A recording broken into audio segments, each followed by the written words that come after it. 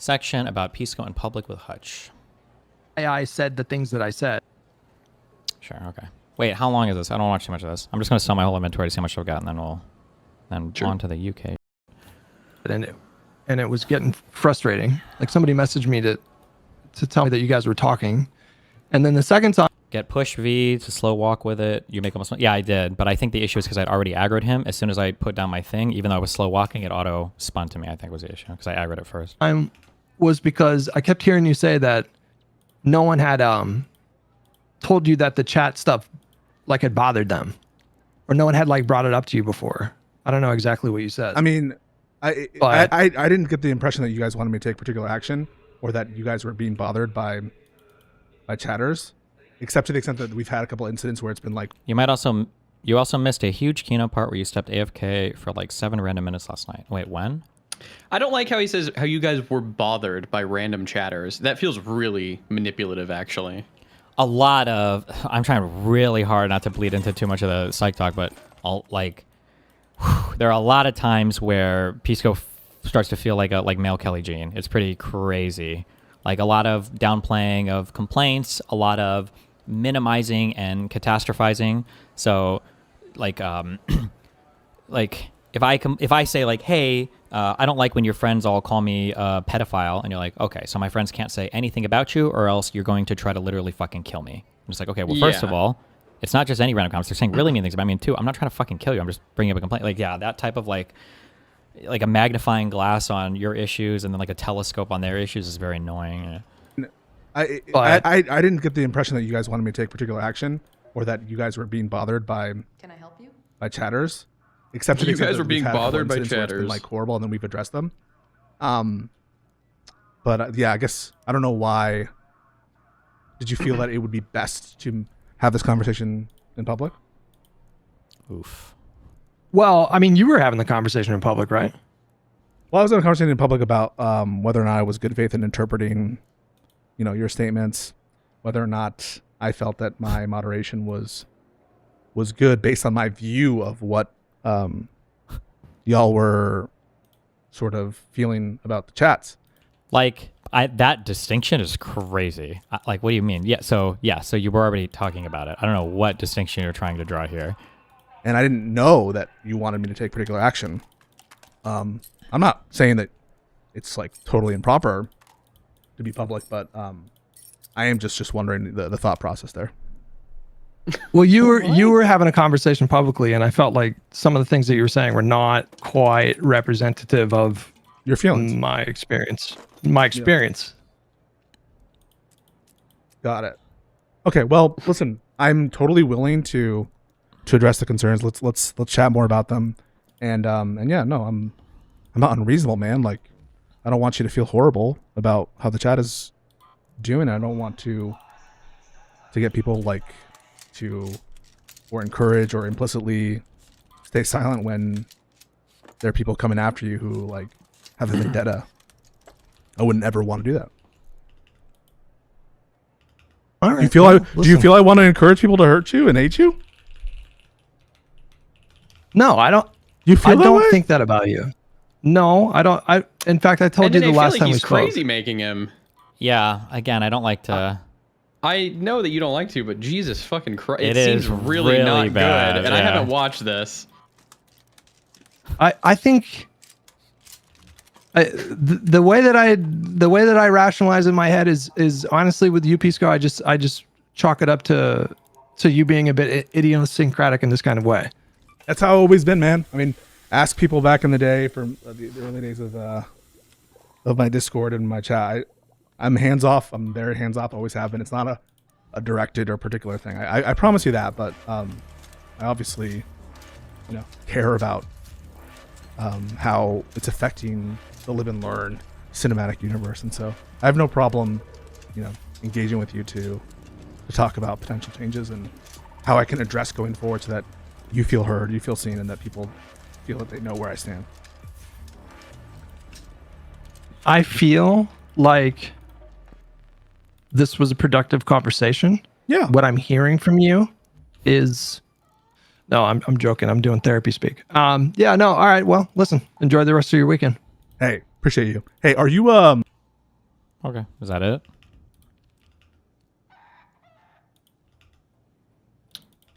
Okay. I mean, this conversation sounds brutal.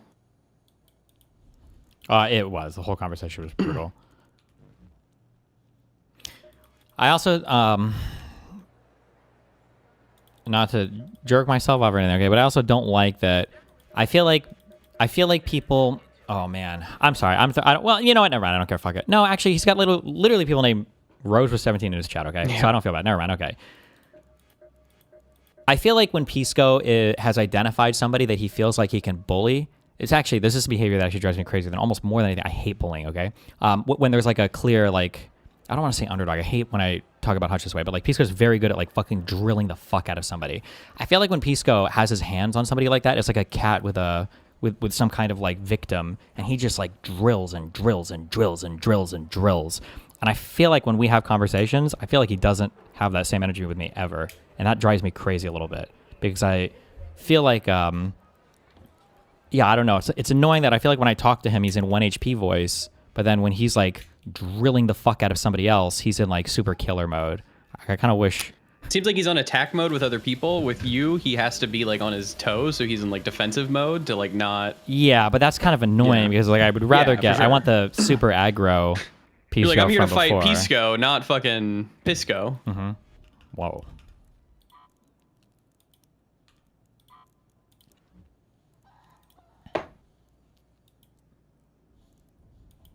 Wait, is there anything else here?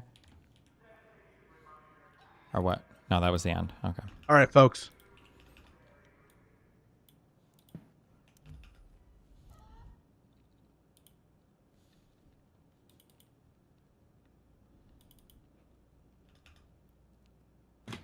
Forzen. Wait, so what did you guys do this morning? I just went over the news of how. Fuck, what did I do? Woke up, failed connections. Hard one today. Oh, really? Not as hard as yesterday's. I think yesterday's was insane. Mm-hmm. I talked to Chad about how owning a car, if you live in a huge city, is pretty retarded. Ugh, what? Yeah, I think it's probably just better and more cost effective to Uber in most places, and we had a huge argument about that for about 20 minutes. Okay, that makes sense. You'd have a huge argument about it. I think you have to qualify what it means to be in a huge city. Like a city with any do you mean sort like of public a transit? Yeah, so I think you mean like a dense city, I think, is the important thing there, right? Yeah, I don't mean like you're Like in a if you city were of in- 50,000 people. Or even I mean, that. you're like I in mean, one like, of the biggest cities of the world. well, I think it still comes down to density, right? What did you live in Ohio? Were you ever like in Cleveland or Columbus or? I was in Columbus. You need a car in Columbus. Exactly, yeah, but that's a big city, right? But it's not very dense. There's like That's true. Yeah, I guess I'm arguing density. yeah. Like Omaha I think or I Kansas used City. world class city is what I was saying. Ooh, world class. Okay. But Okay. yeah, I think density is the most important part. I agree with that. Like, because even in Miami, I think you need a car, but it depends on where you're at. Like when I was in Brickell, I didn't have a car, and I was completely fine because I had literally everything within a 3-minute walk of me. Yeah, as long as you don't leave Brickell, yeah. Yeah.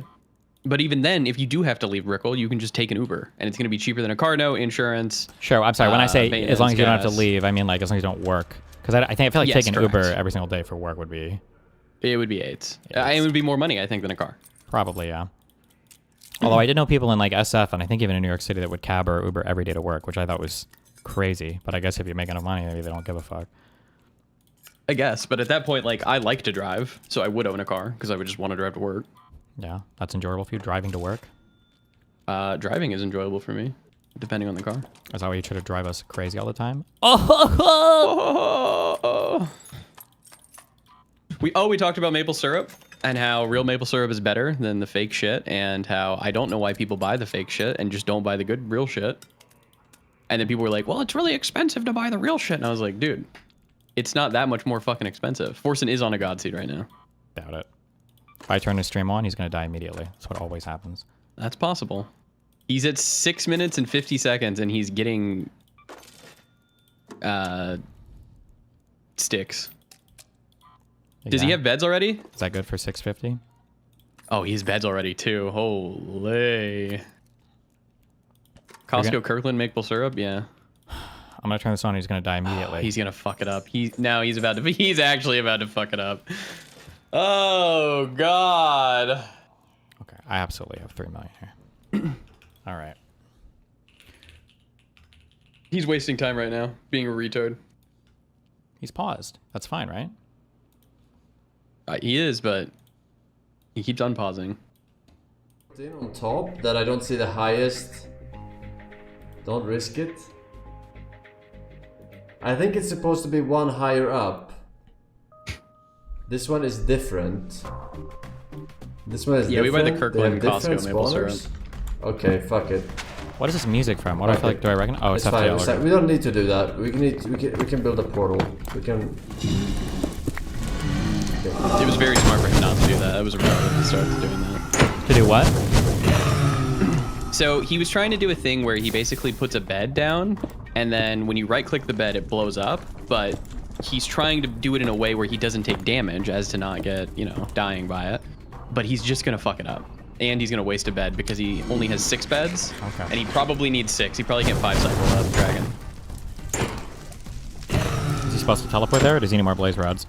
He needs more blaze. I think he's got 4. Okay. So now he's gonna go teleport while it's respawning, in order to start triangulating. Pretty shrit. I need to Shit, go into triangulation spot. full screen off so I can get my calculator. Okay. Just want you to know, Moon, that I'm better than you. That I heard it and I didn't say anything. Thank you, Dan. I'm not. I would get you. I would get you for it. I know. I don't want it to go into the mountain here. Okay, we barely Lucky. escaped that.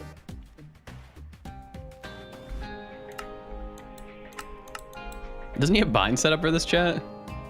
He doesn't need binds. He's a king. Boom. Didn't break. Very good. Seems like it's going to be pretty far, so he might have to run in the nether.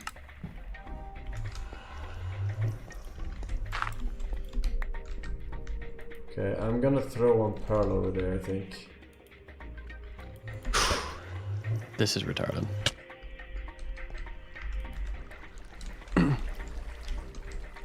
What's retarded? Is he triangulating bad? Him throwing that pearl is retarded because now he's just... He's so fucking stupid, dude.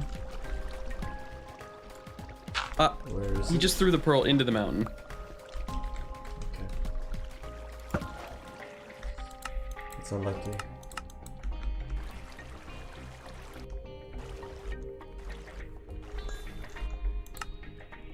Okay. Only 72% certainty? And it's far. So he's gonna have to travel into the nether. Where is it? And he needs a third location now to throw. Usually it's One 2. more roll. I don't know why. This time it fucked up. I would say this round's dead.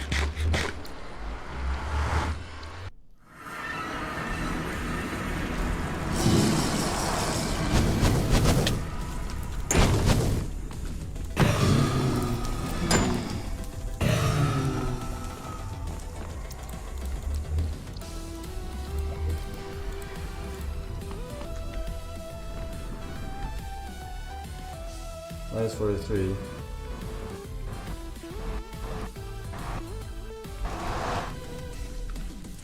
I can't get through there. Retard.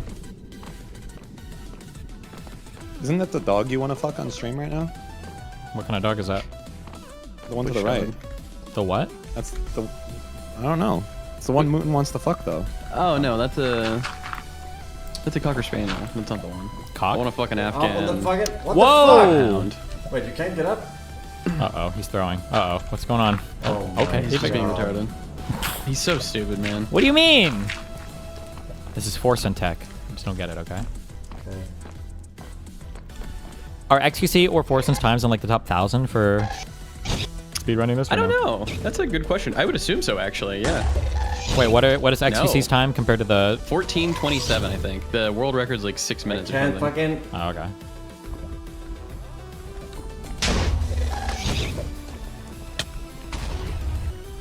What height? 40? Is it 40?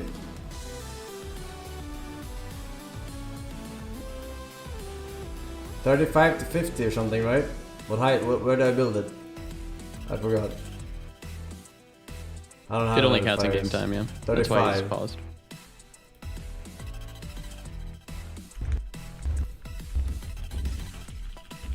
Okay, 226 and 206.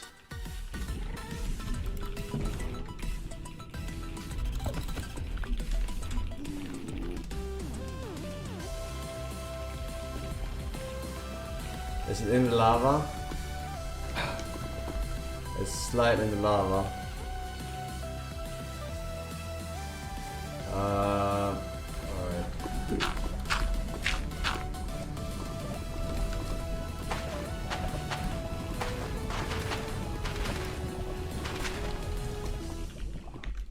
And 200. Yeah, this run's over. What? You said it was the run. It looked like it, but he's literally wasted 2 minutes easily. With true just autism.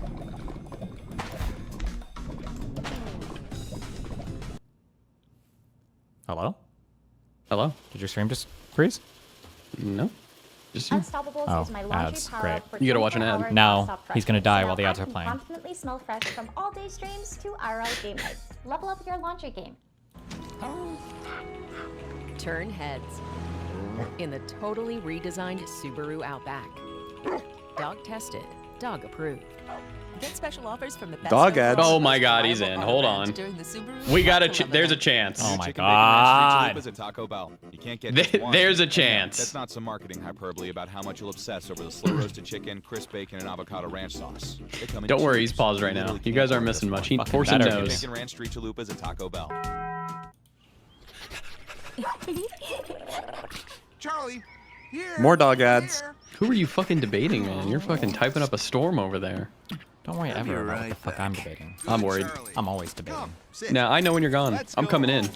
Charlie, stop. Charlie, what are you doing? Charlie, will you stop that? Charlie, are you crazy? Silly dog. I'm gonna break into your apartment and I'm gonna type, "Hi, Dad." Where were we? Nathan Pepe.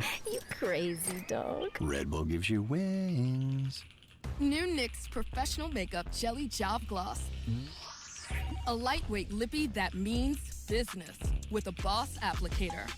This jelly, so Do you ready. remember the fucking... Who was it that made the This is fucking NYX Professional makeup that blocked blue light or whatever the I have fuck to it use Forzen was? Slow. There's no other way. That was Was the that funniest Valkyrie's shit. brand? I have no idea. That was Okay, I have no this idea. is, Or was it Pokies? I think two. it was Valk. They, I think yeah. it was Pokey that did it. This is Isn't blue two. light not even a bad thing? I have no idea. It's so funny. He didn't even look to see if it was a thing. Two still. Well, it's a thing for getting sleepy at nighttime. Oh no, I'm talking about This is Forzen. 3, 4. He has to do Forzen's Law. Oh my god, it's over. And it's a fucked portal room. What's the current time to beat right now? 1427. He's Nah, he's got it. I think he's gonna throw in the end. That's done. He's gonna throw in the end. He'll get there. It's close. It's close. It's close. We fucked it. He doesn't even know where he's at. It doesn't matter. He's I'm close. lost. He's close. He's close. Fuck. Fuck. Wait. Oh no. Okay, never mind. What time does he have to like enter the end portal by to have a chance? Probably like in 20 seconds. Okay, so if it's He like probably right. needs it by 13. Like, Wait, is this where he started? What lap are we on? yeah, oh he's no. back. He's back to where What he the was. fuck is this shit? He didn't go this way, I don't think. What's his PB? 1527? Okay, well he could beat that at least. 1528 maybe? Oh my god. Yeah, he can beat that. Like, he needs to be in like now, or he needs an immediate perch. It's so fucked. It's so fucked. It's so fucked! Hello, Mr. Force. I have a question. Have you really been far? Did he even fuck up as when he came in, or did he just get decided unlucky? to Even go want to do look more like. Oh! I think he got unlucky. Answer the question, See, Mr. okay. Force. There we go. Have you really been far even as decided to even go want to This do is a look pretty more shit. It's like? Ravine. It's GG. The fuck is that noise? It's Ravine. Is that Forzen or you? It's fucking dono sounds. Ravine! That's what? Those are his dono sounds. Oh. Well. Where was it? It's the most unlucky thing I've ever seen in my entire life. I didn't even see it. Oh. Oh, there it is. How the fuck did he get there?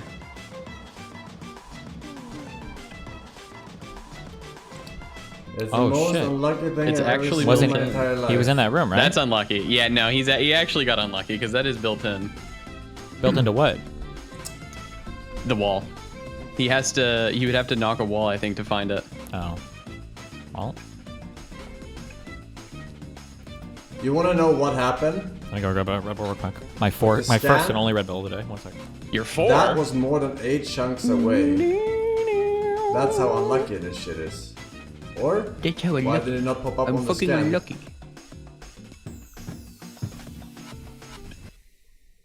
He had enough eyes though, right? Yeah, he did. So he got It lucky didn't on the pop amount of up, eyes. no. It didn't pop up. So Pallet, was that unlucky? It was too far.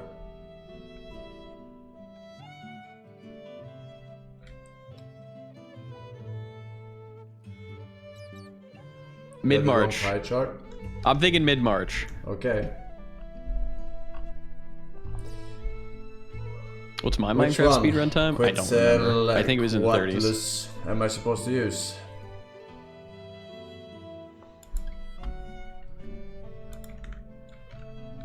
I'm supposed to use tick, level, entities, block entities.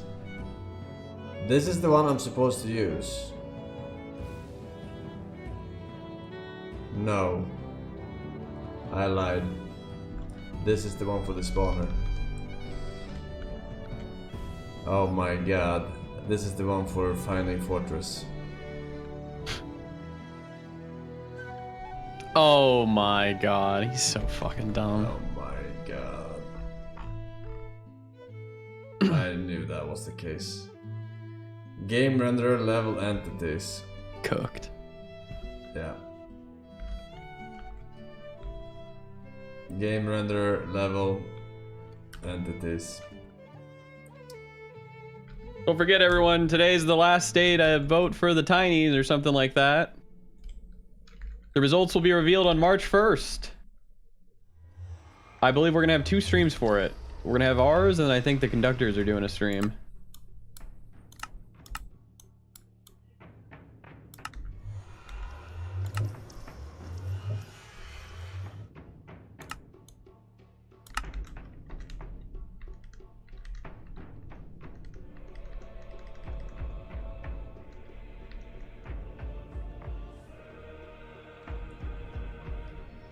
Will there be a red carpet?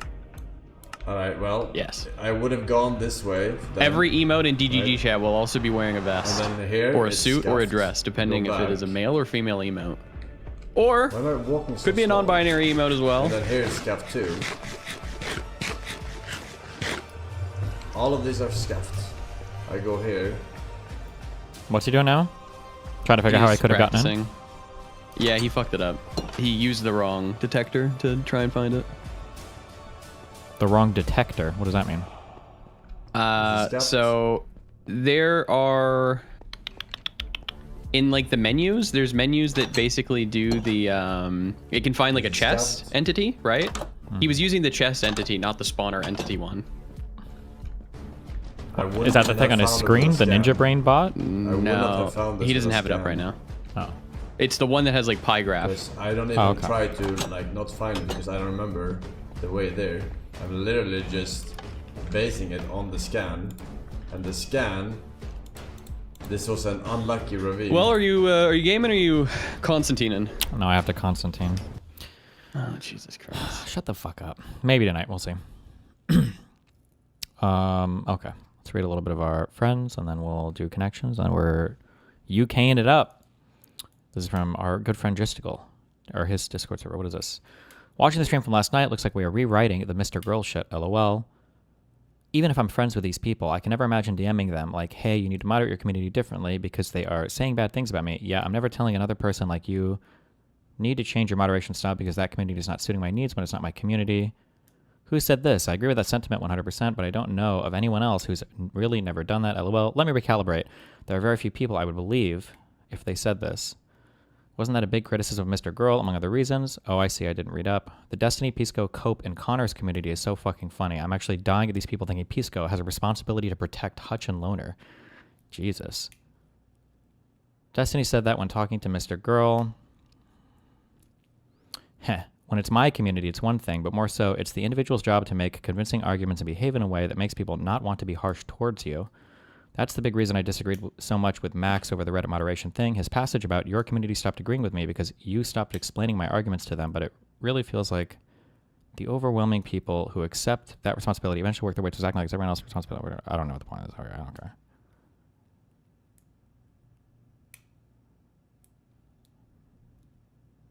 Okay. How are your new wireless microphones? Ooh, I'm excited to test them out in a big space. I don't know if I should bring backup mics just in case, but the system is pretty slick. I hope they work as well as It's just the box and then the 4 mics, right? Yeah, it's just that receiver, the 4 microphones, they're light, not having to run any fucking cables. Ooh, whoo! There's little handheld. Yeah, just do it live. Fuck it. Don't even bring backups. Maybe true.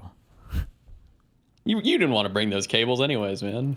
It's a lot of XLR. Think of how much lighter your setup's going to be. Exactly.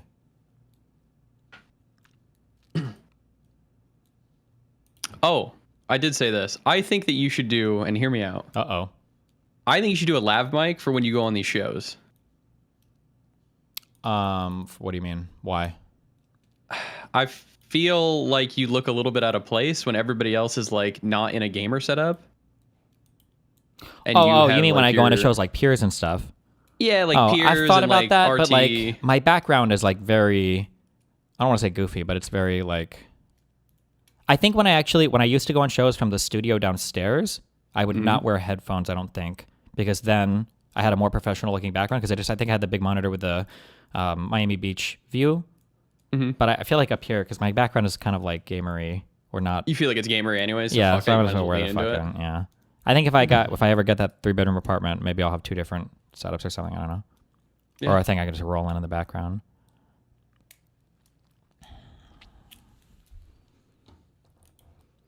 What is Kalinsky mad about? This is the fakest thing I've ever heard, and they're trotting it all out because they want some sort of justification for the hell they're about to unleash on a country that didn't attack us.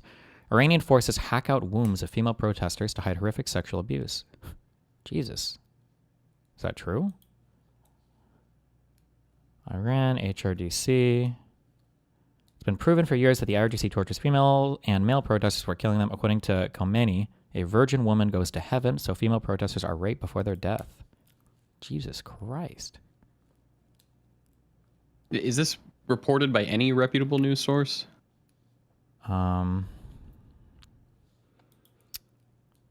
Iran Human Rights Documentation Center. I don't know anything about this. Sometimes names can be innocuous, so sometimes like this can be like the most anti-Iranian thing, or it could be neutral, or it's hard to say, but I'm too lazy to dig into this. I don't fucking know. I don't trust reading anything about any of these countries unless I have a big background in it and can understand or contextualize as well. So, Human Rights Watch. Reuters or AP, it's done.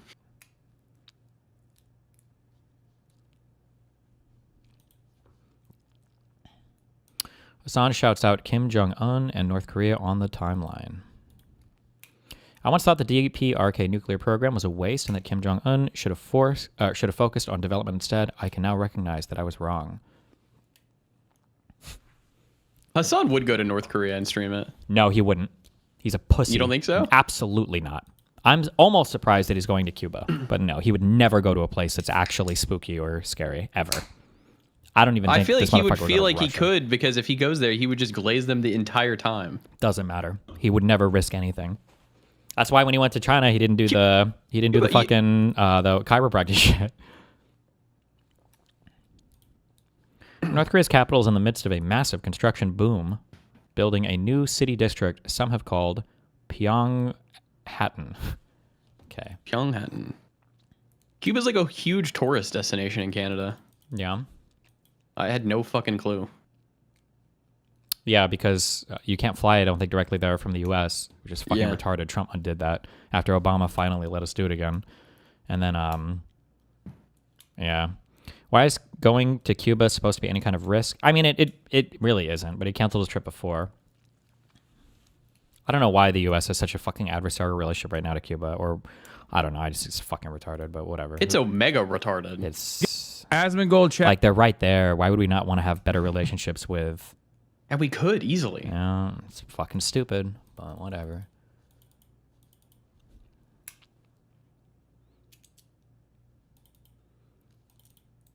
Rubio, is Cuba actually communist? I mean, they have that. I think Cuba is a single party state. They're like quote unquote communist in the way that like Vietnam and China are. I think it's a single party state where the media is controlled by the government.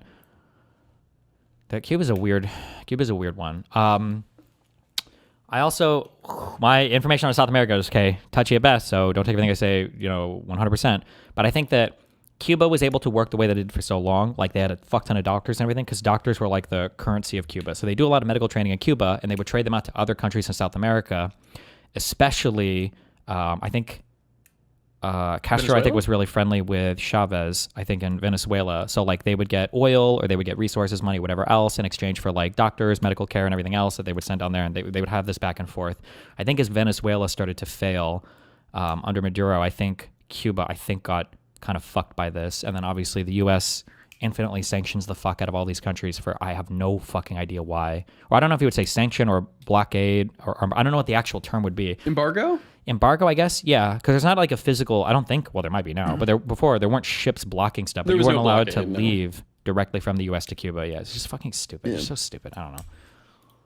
Like, I feel like this is the type of thing that these types of countries usually don't want. Because if you're in Cuba and you have friendly relations with the U.S. and you can travel back and forth at any time, and you're getting a ton of like stuff that you can buy and sell from there and everything else, like it would make the people warmer, ideally, I guess, right, to a democracy or that type of representation or government. Like these are called, aren't these which color? Is this like how the concept of like orange revolutions, that you have like a country on the border that starts to become like more of a certain type of thing, and that it encourages other people in the bordering country to become more of a certain type of thing or whatever. I don't know. Cuba would be a huge tourist destination for the U.S. Like people would fucking go and hang out there. I don't know. Yeah, I think so. Yeah, why not? It's just a and nice it could be a island stop nation. for cruises, and my mom's told me Easily that a Havana cruise was stop. super beautiful when the slaves used to carry her and her family around everywhere on the backs of their sugar cane camels or whatever.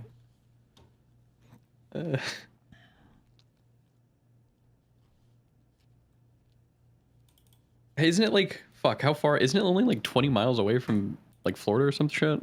It's way closer than I thought it was. It's very fucking close. How far is Cuba to the U.S.? Oh, 90 to 100 miles away from the Keys. Sure. We're going to take Cuba back. It's part of the Keys. We're bringing the last key home.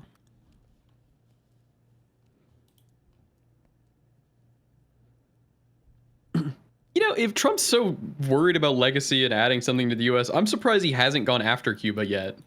Like, you would think that would be like too much of a thing. I think. It's too much. Not trying to be retarded, but what way would just the democracy be better for Cuba and not have that embargo from the U.S. be lifted? I can't read this sentence. Not trying to be retarded, but what way would just the democracy be better for Cuba and not have that embargo from the U.S. be lifted? What do you think he's trying to say? That they don't necessarily need a democracy, but just lifting the embargo would benefit the country, or would benefit it more than having a democracy or whatever else? I'm not sure. I don't know. What way would I don't know. The embargo You are retarded. uncertainly hurts, or undoubtedly the embargo hurts Cuba. That's like just absolutely true. But I mean, I think you can still basically get whatever in Cuba. Like you can always take off from the U.S. and I think dock somewhere else and then go to Cuba afterwards. Like I think that still happens. Like, this is another one of those issues, not to be fucking contrarian, but like, I think both sides are a little retarded or brain broken. Like, all of the commie fuckers are like, oh, if they would just lift the embargo with the U.S., then the country would be perfect. Which is like, first of all, so what, you need the U.S. to survive then? You need, our economy is so great or whatever that they can't make it on their own or trading with the rest of their little fuck buddies, number one. But then number two, like, for people that are like, the embargo doesn't hurt Cuba at all, like, I'm pretty sure it does. I think most people acknowledge that it's an annoyance to have to do extra shit to get products shipped in or whatever, so I don't know. If you overthrow the Cuban government, you'll have tons of Cubans coming to Florida. It's a little more sticky than Venezuela. What's the population of Cuba? I have no. Wait, if you had to guess, what would you Actually, guess? don't know. If I had to guess, because of how much it's talked about, I'd say like 20 million. I'm gonna guess 5 million. 10? Cuba population. What is it? 10.9 million. Okay. Do you know how big Canada is, the population? Fuck. I did. Wait. Is it waiting? 50 million? 41 million. Yeah, okay.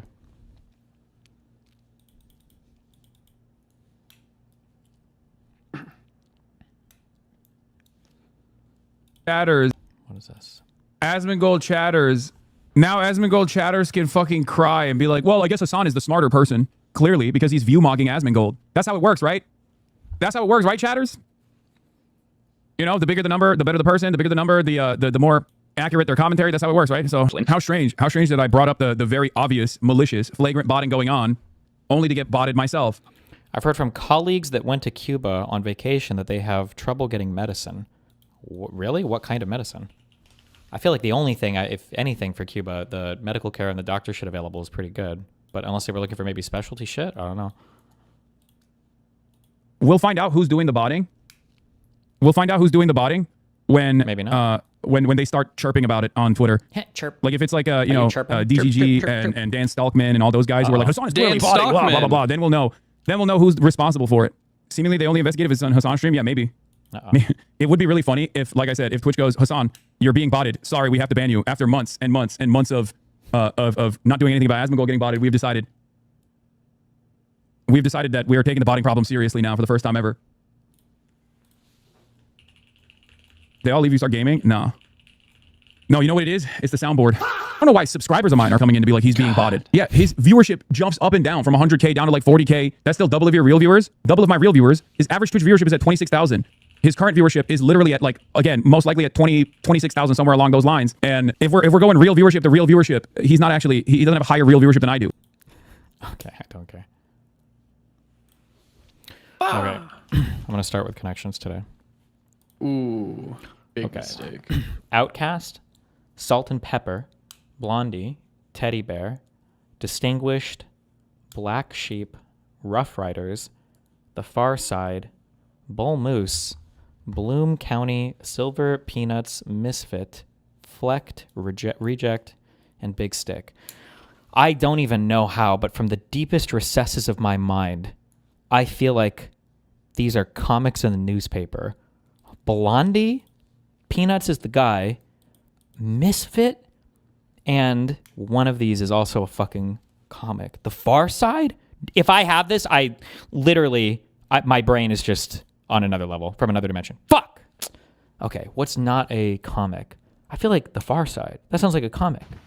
Peanuts is Blondie. I feel like I can visualize the person in my head. Misfit. Was Bull Moose? Is that a comic? Outcast? Rough Riders? Black Sheep? Salt and Pepper? Fuck. I'm not going to know it. I'm not going to have it.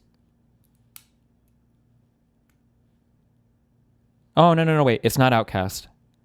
Hold on. Let me just knock this one out real fast. Outcast, Misfit, Reject, and Black Sheep. Let's knock that one out. Okay.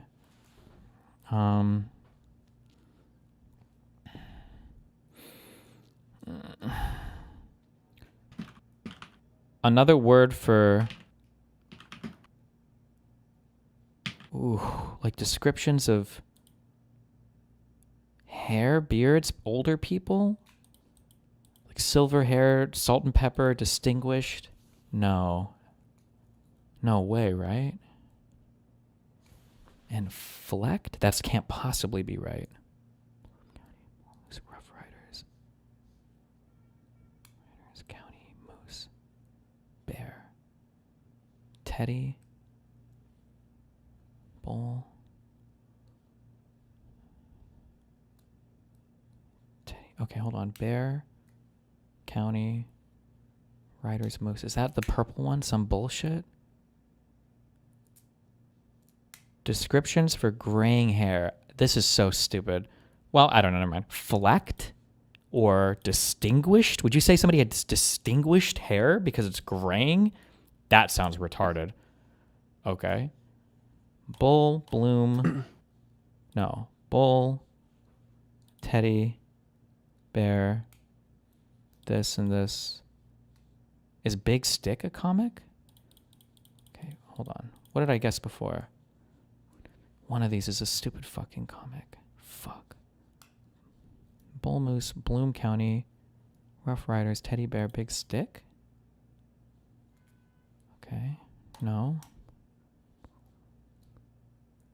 Okay, what's the other one? Hold on. Moose County.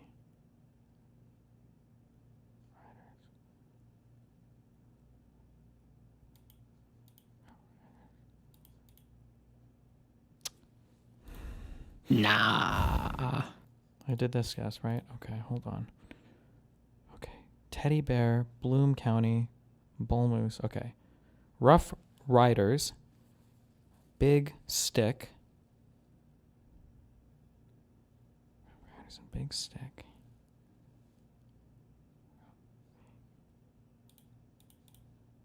I don't know. Fuck me.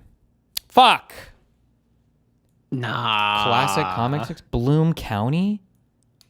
That I didn't know either. That's where I fucked up too. I thought about this, walk softly and carry a big stick, and then Teddy is in Theodore, but what does Bull Moose and Rough Riders have to do with Theodore Roosevelt? Rough Riders, I've heard. I think it was a part of like the thing that he was in the military. I think he was like the head of the Rough Riders. Oh, and I guess the Bull Moose party. I haven't heard that since high school. The Bull Moose party? Yeah. Cringe.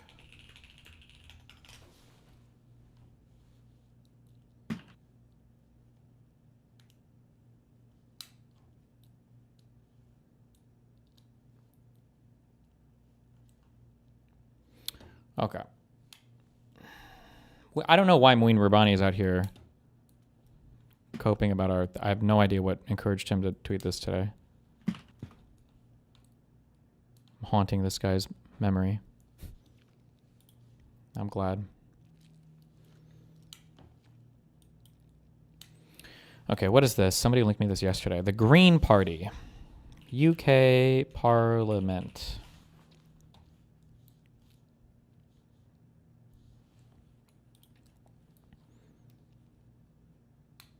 The Green Party of England and Wales has 2 seats right now. Okay. Why was I linked this then? What does their shit matter at all?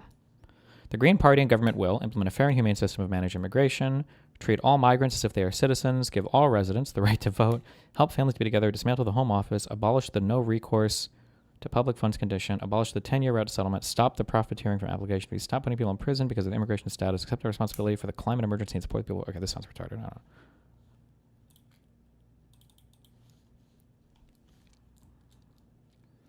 Okay, listen, people have linked me this. This is not Donald Trump, okay? John in Virginia, Republican. Let's hear from you. Well, this is John Barron, and this is the worst decision you've ever had in your life, practically. Jack's going to agree with me, right? But this is a terrible decision. And you have Hakeem Jeffries, he's a dope, and you have Chuck Schumer, who can't cook a cheeseburger. Of course these people are happy.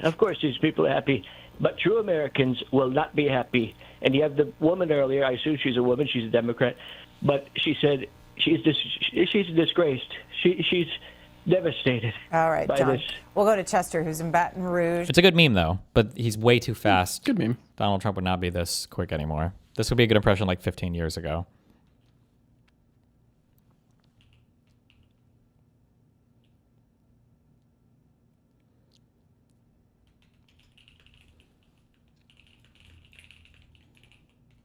Some would say he's... Shut up. Bitch. Ass. What are all these links? Get back to you. Open. What the fuck? Hold on. What is this?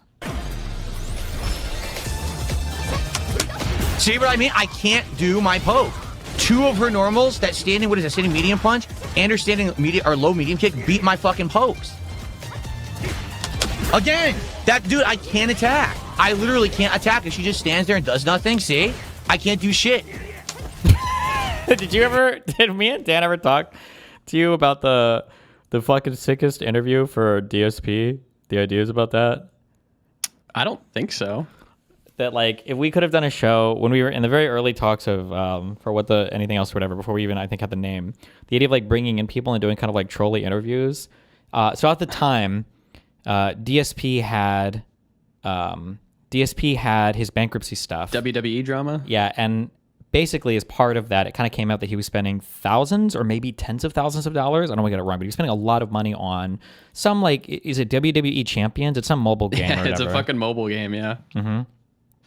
Yep.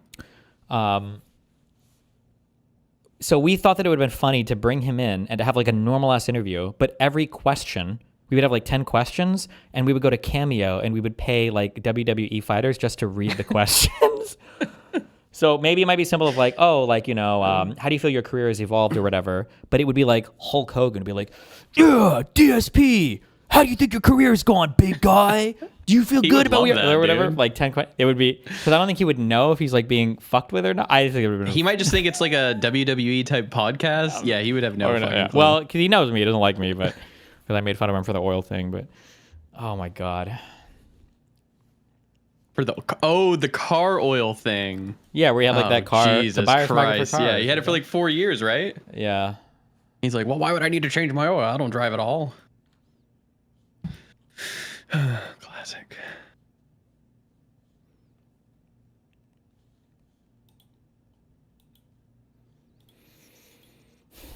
Jesus Christ. Boom, boom, boom. What is this? Post-Brexit UK is not taking back total immigration. Maybe we'll check this. Okay, I think I might already have all this.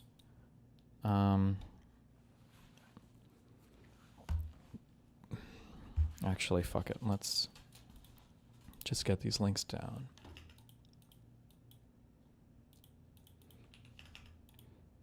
I don't know if I'll get into any of this at all. This whole section might never happen, but that's okay. Nothing ever happens. So.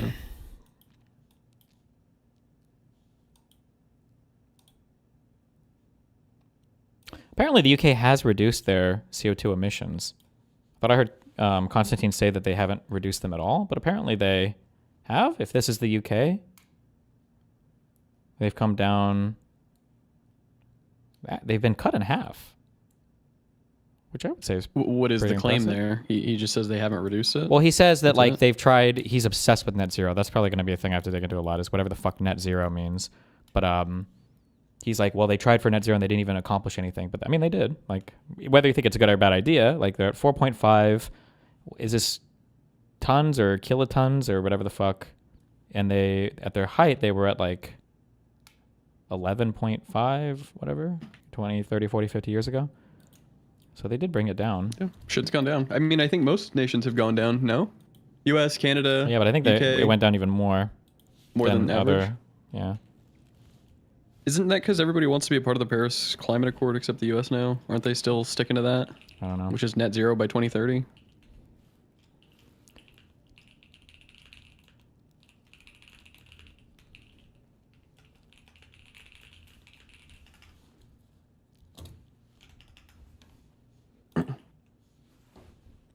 Oh, 2050, sorry.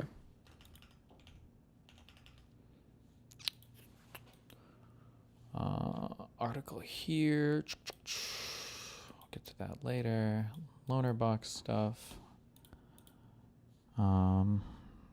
Wait.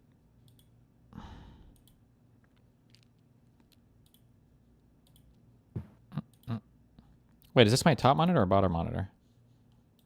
I see nothing. Oh, Now this I is my see top loaner one. box. Okay.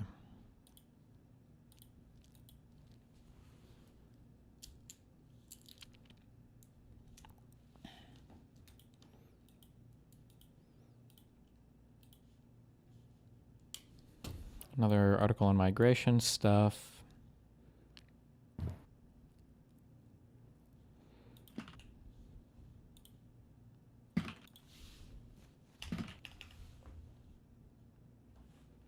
Oh, I already have this down here.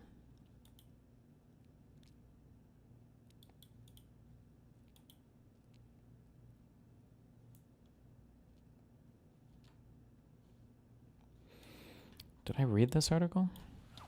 Post-Brexit UK is not taking back control of immigration. This was in 2021.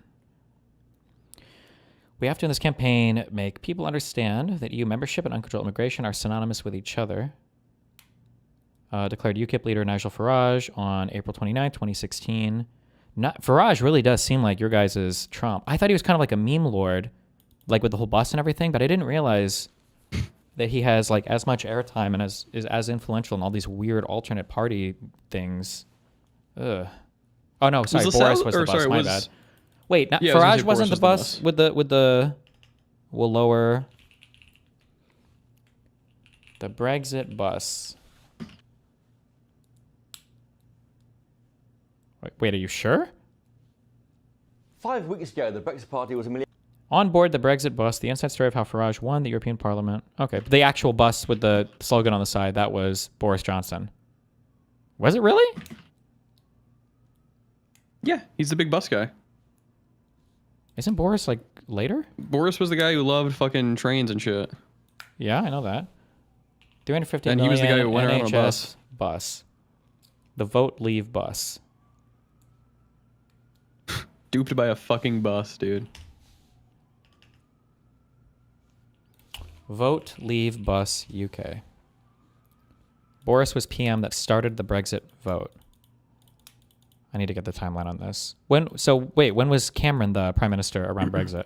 Boris then was the PM afterwards? Or was Cameron was the PM during the Brexit vote. Boris came after the vote was done. Cameron left because he threw up the vote. And he was like, I thought the vote was under Cameron, and then he left afterwards, and then Boris was the next one. That's correct. That's 100% correct. Oh, okay. Oh, that's Boris. That's the bus. Okay. Boris Cameron was has not the the meme next of one. Literally Okay. whistling as he left and was like, "That's done with." British prime ministers.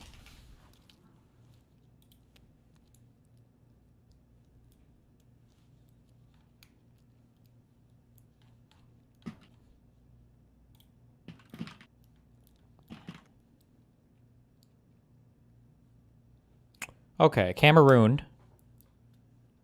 And then it was Theresa May, and then Boris Johnson afterwards. The fuck did May do? Was she the PM when everybody was trying to decide like what the fuck Brexit should look like for this whole bullshit time or whatever?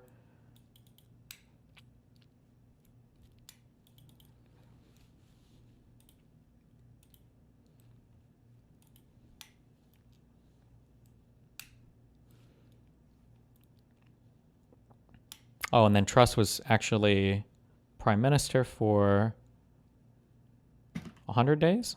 Okay. Then Sunak, and then Starmer.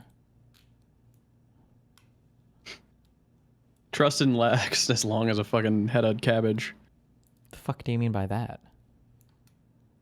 There was literally a website showing a head of cabbage that was rotting versus like Liz Truss in office, and Liz Truss left before the cabbage finished rotting. Gotcha. Based. Oh wait, no, this is just 50 days. Why is it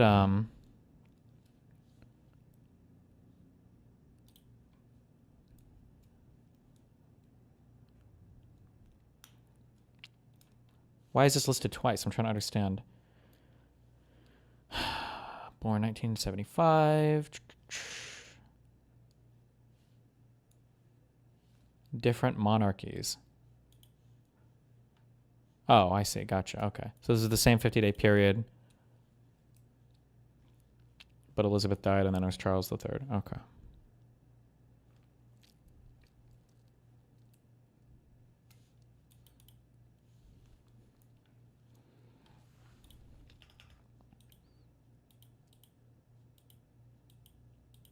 Wait, fuck. What the fuck? Okay. No! There.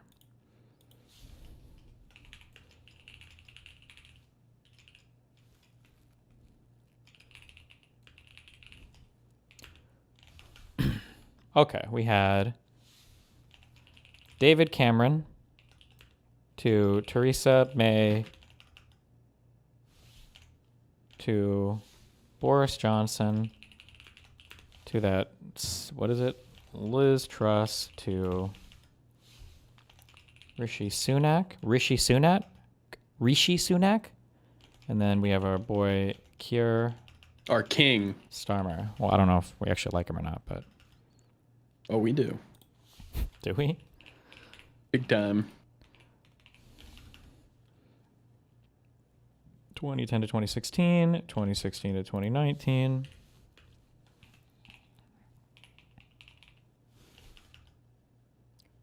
(2019 to 2022).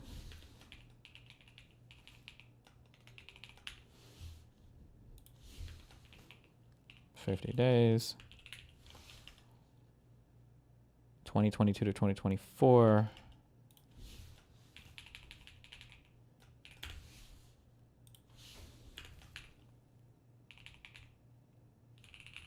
Okay.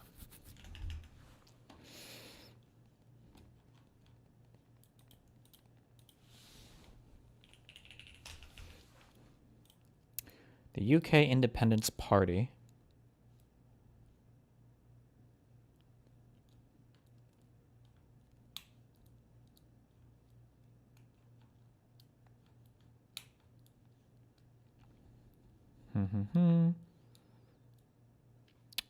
Reached its peak in mid-2010.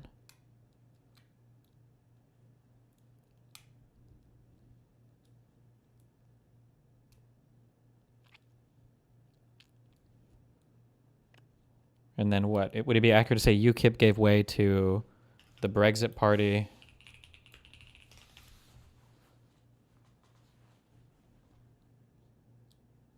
Oh, is this actually like a reformed from the Brexit Party? Like, did the Brexit Party literally reform into reform, or?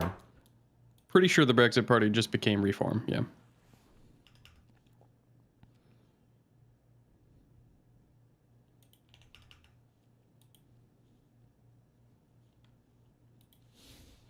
It didn't need to be the Brexit Party anymore, it already happened. So, UKIP...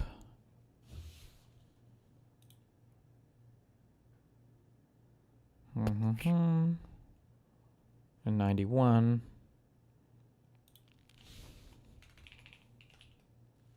I guess it still kind of exists. Right? It still exists as some random fuck party that nobody does anything with. As of 2026. Okay, yeah. Into kind of the Brexit Party.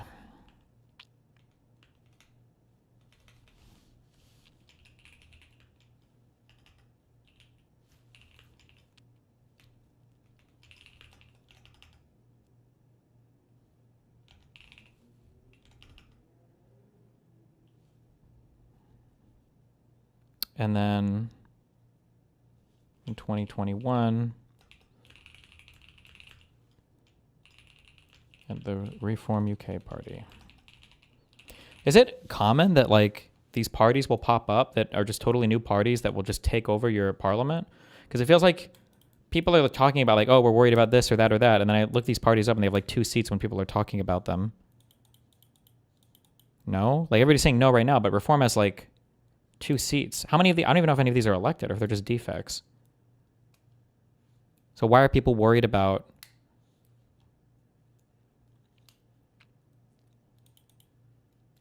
look at polling? So then if this party was to win like 200 seats or something, does that mean that this would be like an exceptional thing? Or like why was UKIP so influential when it seems like at most they only had 2 defector seats? Why was UKIP and then that, and why was that so influential?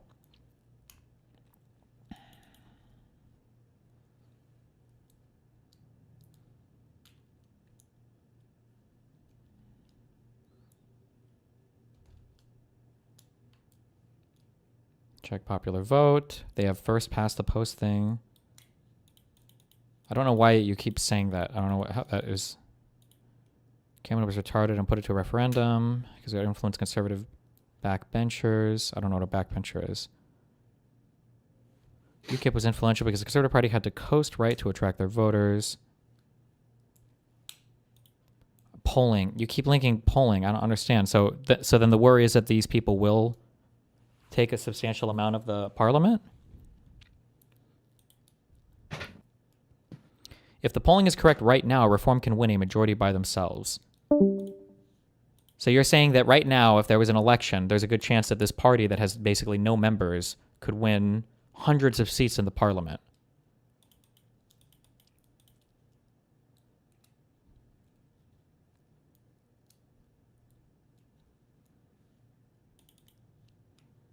It's Reform versus Labor. So the Tory party is dead, even though.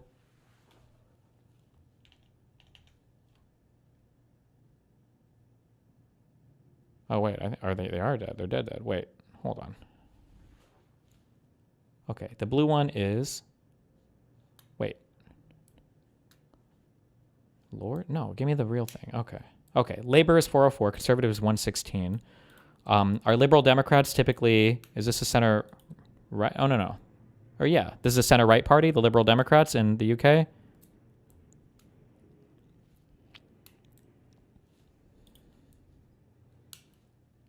So the Liberal Democrats at 72 and the Conservative Party at 116. So they have almost 200 seats between the two of them. But this Reform UK with 8 seats is threatening to upset both of these.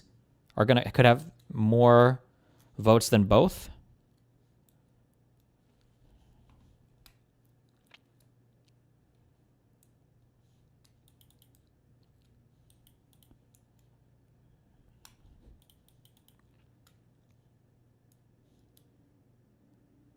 The reason why you keep saying first past the post, I can't.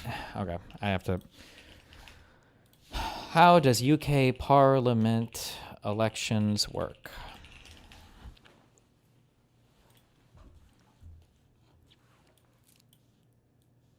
On this one day, every eligible person in the UK can place a vote and be part of electing their local representative to Parliament. Parties and candidates campaign to win votes by visiting constituents door to door, holding debates and publishing manifestos. A bit like a shopping list of what they plan to do if they're voted in. But how does the election work? The UK is divided into 650 constituencies, each of which is represented by one member of Parliament. Voters register for a polling card to make sure they can take part. On election day, polling stations are open from dawn till dusk. And if a voter can't make it along, there are other ways to make sure they can take part. Once every vote has been placed, the ballots are counted to find out which candidate has come out on top in each area. This is called first past the post. The elected MPs enter Parliament to sit in the House of Commons and represent everyone in their constituency. The political party with the most MPs, the majority, is invited by the Queen to form a government. And if there's a hung Parliament where there's no clear winner, then a minority government or a coalition government may be created or a fresh election held. So on this one day, a little piece of paper with your mark plays a big role in deciding who leads.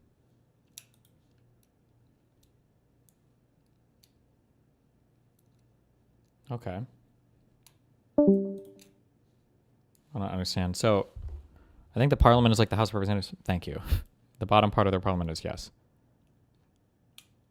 The Commons political groups. No. It's the Lords and the Commons. Talk about base names.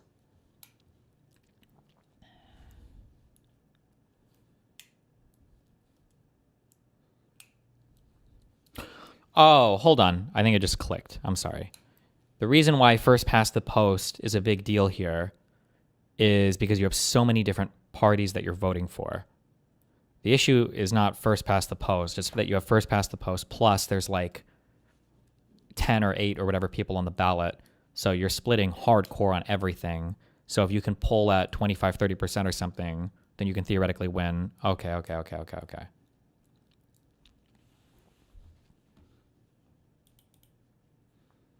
That's spooky. I see. I don't know how I feel about that. Ooh, that's super spooky. That sounds mega fucking retarded, actually. That actually sounds like the most retarded thing ever. So you could theoretically win if you had like, this would be a super extreme example, but you could theoretically have, so my understanding is most parliamentary governments, hold on, let me see if that's true right now. Most parliamentary governments need to form a coalition with other parties in order to form a majority government to actually rule. Because if they don't join with any other parties in a coalition, then the other parties will form a coalition and they'll rule, right? However, so like sometimes, like I think Canada, this just recently happened. If you get a point in these systems where one party wins so many votes, they can win without even having to form a coalition. That's like you're like a big baller shot caller there. But theoretically, there's a world in the United Kingdom where somebody could win like 12% on every single ballot, and that party could win literally every single fucking seat in the Commons if there were like 9 other parties running or something, right? If assuming the vote was split, this would be an extreme example, but you could have like a 12% vote in every single that sounds like the most fucking retarded thing ever. Is there? Never mind. Okay. Damn.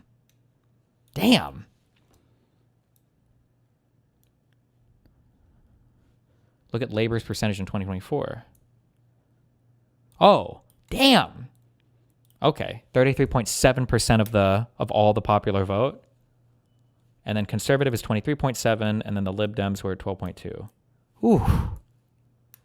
Okay.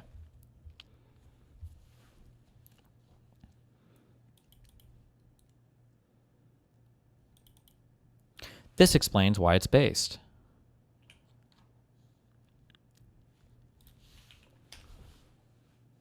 I mean, I guess I'm giving an obviously negative part of this. I'm giving the negative view of this. But the positive view would be that it gives much more of a chance maybe to smaller parties or for people to elect somebody in an area where in a traditional two-party system, you would have no shot ever in ever getting elected. You'd have to participate in one of the two major parties, right? So, I mean, I'm giving the negative part, but yeah.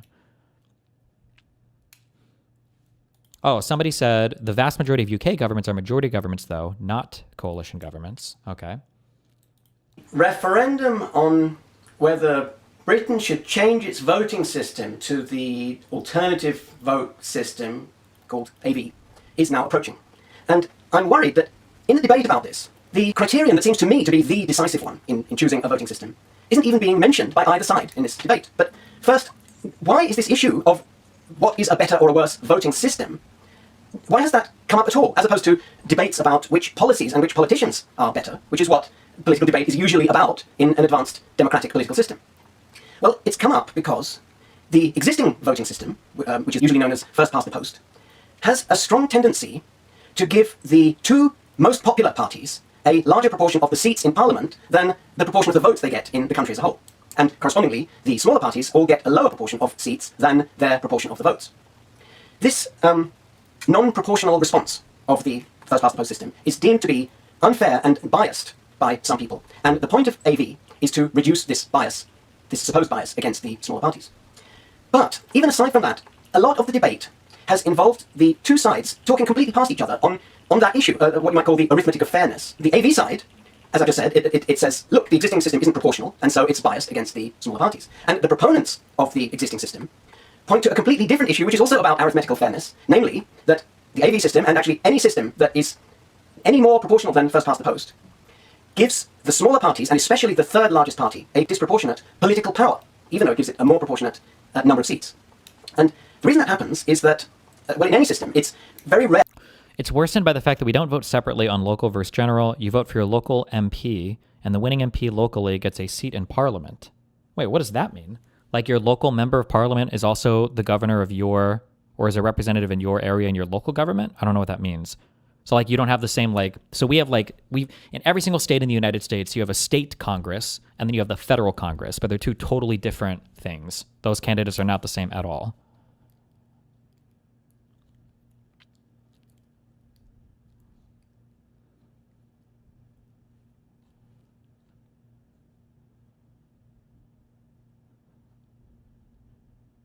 You have local and national government in the UK still. Okay, for this Nene with Wolves who's been spamming like a retarded fuck in my chat over and over again, in all caps, please just get someone on to stream every basic factor. I can't do that because every single time a retarded fuck like you wants to come on and explain everything because you know everything. Every time I've done that in the past, you come on, you start explaining shit, and then 20 minutes people are like, this guy's wrong about a billion different things. So as autistic as it is, it's usually easier for me to ask chat, sort through all the fucking baggage, look up a thing, and then eventually form an understanding of it. Because every time one person screams that they have all the facts like you and they come in, they get like half the shit fucking wrong, okay? And the chat devolves into autism trying to argue about all this shit, okay? Jesus.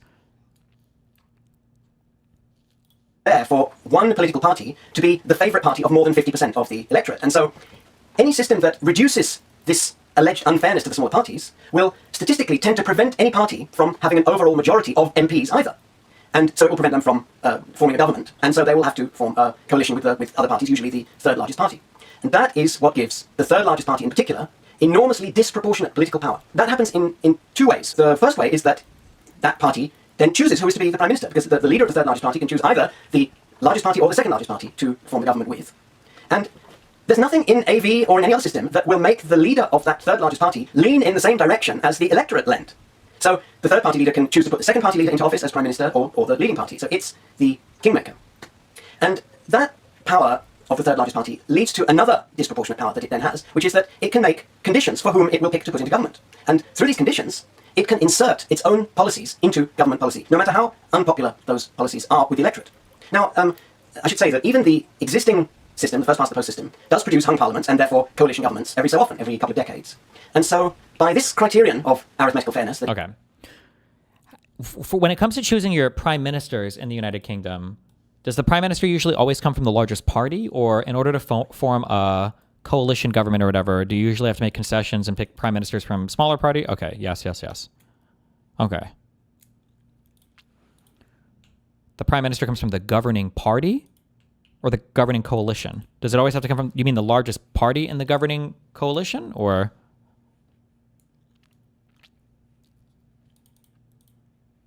We don't have to deal with coalition building often. Okay.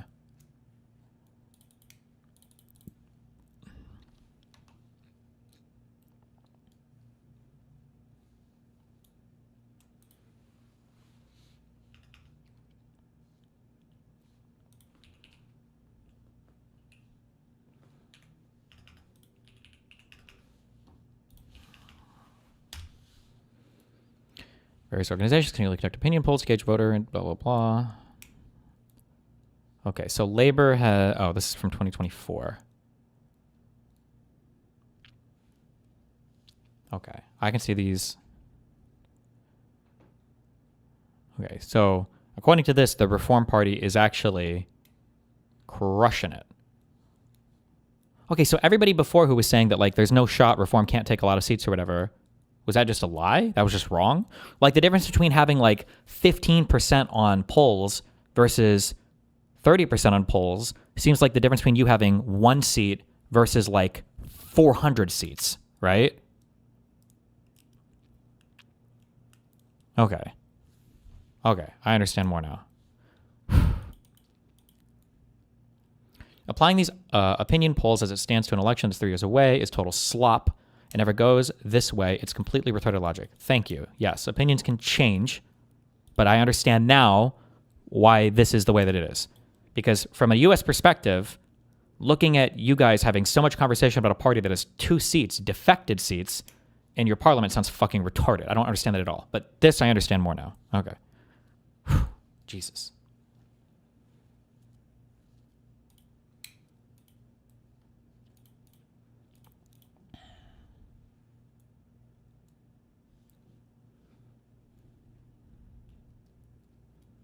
The other parties might do a candidate coalition. Lib Dem plus Labor plus Greens might decide on a candidate together so they don't spoil each other's votes, but it's rare. When you decide on a candidate together, does that mean that you withdraw candidates from the ballot in certain districts in order to combine your vote? So, like, theoretically, let's say that this was just a single... I'm assuming that there are, what was it, like 600 or 800 or 600 districts or whatever in the UK. So you could have, like, in one district, you agree to pull 2 or 3 of your people... Okay.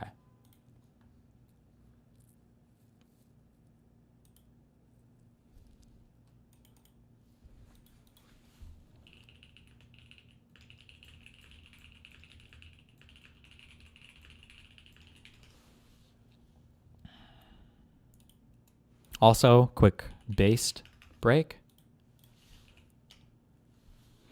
Marty Supreme has tied the record for most losses for a singular film at the BAFTAs ever.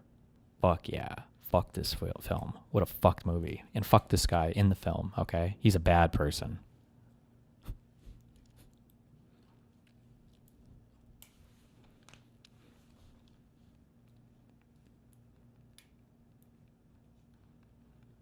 Okay, why the fuck are so many of you guys... Okay, I don't understand that. We'll figure that out. Okay, we gotta get into the bonger mind.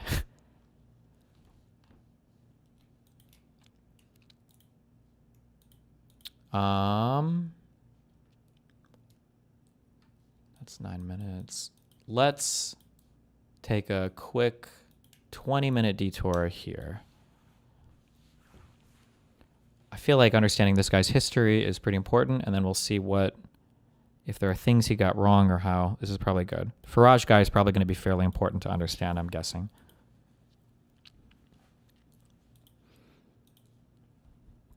and you are listening to LBC. You may also be watching it. I think we've turned on the cameras at lbc.co.uk. If you want to head over there, you'll see a very welcome but unexpected guest in the studio this morning. I don't know if you were listening to Nigel Farage's phone-in with Nick Ferrari last week. If you were, you'll have heard this. And I just wondered how it feels to be keep getting called on races. Yeah, I mean, this is the political class clubbing together, using their mates in the media, and doing anything they can to stop the UKIP charge. And because we've got a few idiots in our party, as by the way does every other party, you know, somebody in some part of England says something stupid or offensive on Twitter at midnight, and this is held up as being representative of the view of the party. Nigel Farage is with me now. Let's start with today's idiots, shall we? And Was that a quote that he was reading of Farage, or was that his opinion on a thing? Or hold on. Anything they can to stop the UKIP charge. And because we've got a few idiots in our party, as by the way does every other party, you know, somebody in some part of England says something stupid or... Oh, that's an audio clip of Farage. Okay, all these bongers sound the same to me. I thought it was an audio clip of James O'Brien reading a quote from Farage, but okay, gotcha. Hold on, wait one second.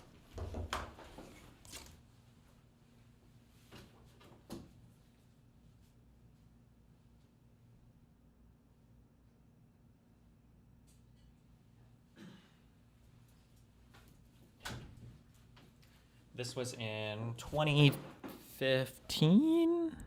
2014, okay. So this would have been before the formation of the Brexit party. I don't know if Brexit was being seriously discussed at this point yet. But okay. Offensive on Twitter at midnight, and this is held up as being representative of the view of the party. Nigel Farage is with me now. Let's start with today's idiots, shall we? And then move on to what you mean by the political class and their friends in the media. We got John Lyndon Sullivan, I think, overnight. It's emerged, he tweeted, he's a councillor of yours in Gloucestershire. I rather often wonder if we shot one pufter, whether the next 99 would decide on balance that they weren't. Councillor of yours in Gloucestershire. I rather often wonder if we shot one pufter, whether the next 99 would decide on balance that they weren't after all. We might then conclude that it's not... What does this bonger term mean? One pufta? Pufta? a matter of genetics, but rather more a matter of education. Admittedly, means a gay person. Okay. A fairly small fry in the UKIP machine. Not a description you could apply to your small business spokesman, who it turned out this morning has employed 7 illegal immigrants in the last year. Well, they're two different things, aren't they? I mean, firstly, I don't know. Are they both idiots? Firstly, people saying silly things. Yeah, of course, we've had more of it than we would like. But hey, hang on a second. What's going on in the other parties? I mean, we just got the news. I'll ask them when they're here, Nigel. But I'm talking about your party. That's the point. Nobody ever does ask them, and that's the point I'm making. Is I'm perfectly happy for us to have a debate about our idiots and our people who are offensive. So what happens to John Lyndon Sullivan? What? Okay, hold on. John Lyndon Sullivan, UKIP. Is there like a pattern of Farage having bad duders around him?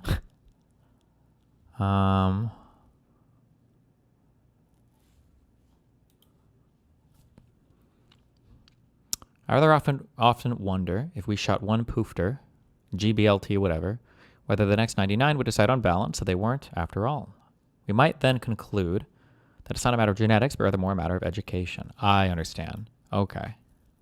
Damn. Wait, and this guy also hired 7 illegal immigrants? Or is that a different person that James O'Brien is talking to? I'll ask them when we've had more of it than we would like. Admittedly, a fairly small fry in the UKIP machine. Not a description you could apply to your small business spokesman, who it turned out this morning has employed 7 illegal immigrants in the last year. Well, they're two different. Small business spokesperson. So that was a different guy. Okay.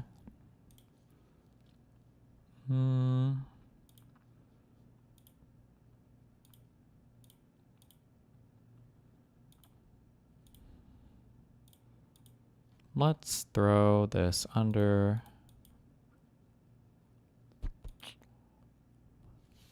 Nigel Farage.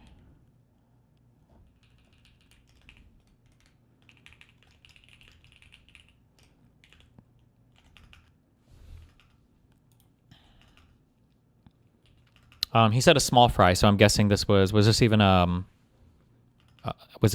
elected person? No, because they only had defectors, right? I'm guessing it was just a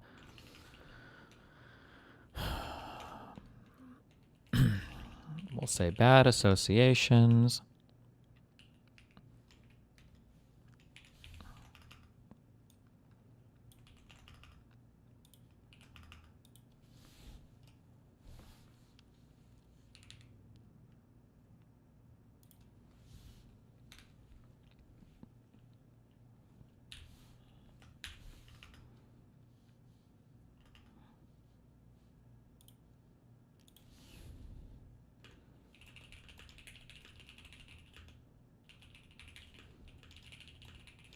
And then, who was Farage's business spokesperson?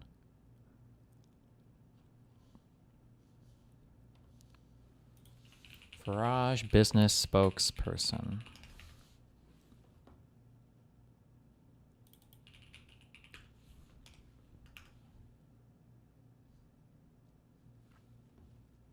Richard Tice?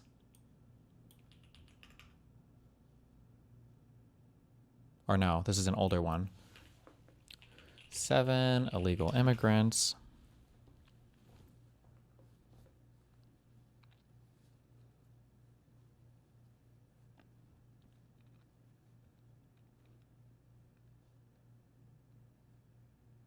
Fuck.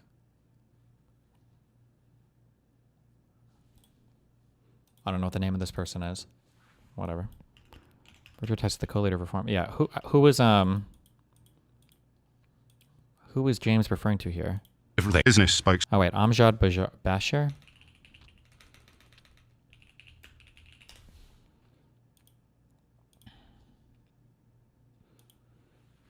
Was elected in 2014 for the UKIP and defected to the Conservative Party. Okay.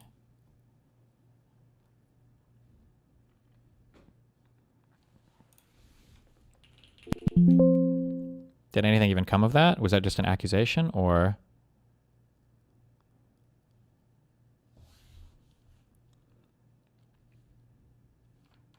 Okay, maybe not relevant. Don't care. Who, it turned out this morning, has employed 7 illegal immigrants in the last year. Well, they're two different things, aren't they? I mean, firstly... Well, I don't know. Are they both idiots? Firstly, people are saying silly things.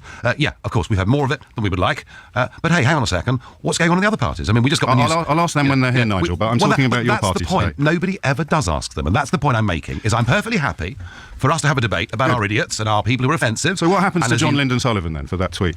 He's not a councillor, is he? He's a council candidate. I think he's already in the council. Is he? I don't know. I haven't heard of his name. Well, he's got your party's name on his ballot paper. I haven't heard of... Well, there's a big difference between being on the ballot paper and being an elected councillor. You know, one comes after the other. He is an He elected. He is an elected councillor. Is he? Fine.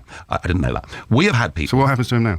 He will face a disciplinary charge of whether he's brought the party into disrepute. That was on the 17th of February. Was it? I don't know. Okay. What about the small business spokesman who employs 7 illegal immigrants? Well, I think be a little bit careful on that story. You know, he founded a business which he's no longer a director of. His sons run it. They have got a big row going on. He resigned, to be clear, as a director of the company 3 days after the immigration raid. Yeah, I know that. Yeah. He's resigned as a director. After the immigration raid. He's not running, yeah, but he wasn't responsible for the day-to-day running of it. Hold on, somebody linked these. Reform withdraws support for candidate over post. Reform UK has withdrawn its support for a council by election candidate accused of posting racist, anti-Semitic, xenophobic comments on social media. Mike Manning was the party's chosen candidate in a by-election due to take place on the 19th of February for the Zetland ward on Redcar and Cleveland Borough Council in Teesside. Is a by-election, is that just like a special election? Is that what that means? Like somebody either resigned or got promoted or something happened, or...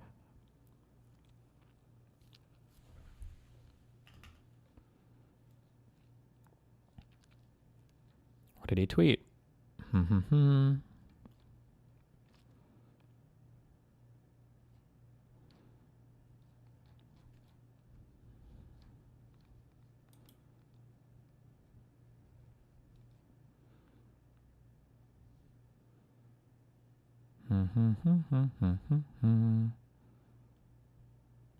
It's clear that Mike Manning did not declare his X account to the party during the vetting process. Fuck, why would it not include what he tweeted in here? Am I crazy? Am I missing it? Oh, it was just a ton of shit, I'm guessing, because he didn't declare it. They didn't know his... They didn't know it at all, and then they went through and there was just a lot of fuck shit, I'm guessing.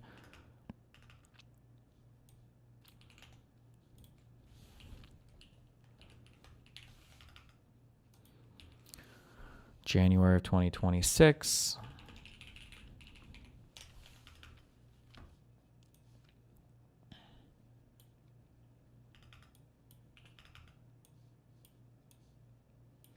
Reform drops 3 candidates over offensive comments. This is June 2024.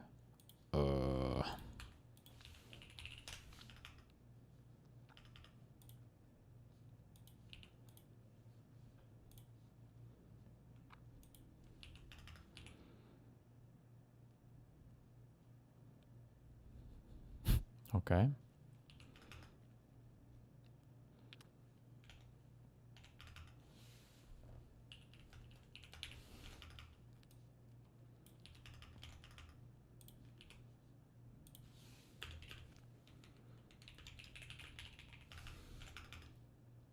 All right. However, I've spoken to him this morning. He says they made checks and they are in dispute with the immigration authorities and they've gone to appeal. So we'll have to see how that plays out. But that doesn't make him an idiot. You know, what does it make him?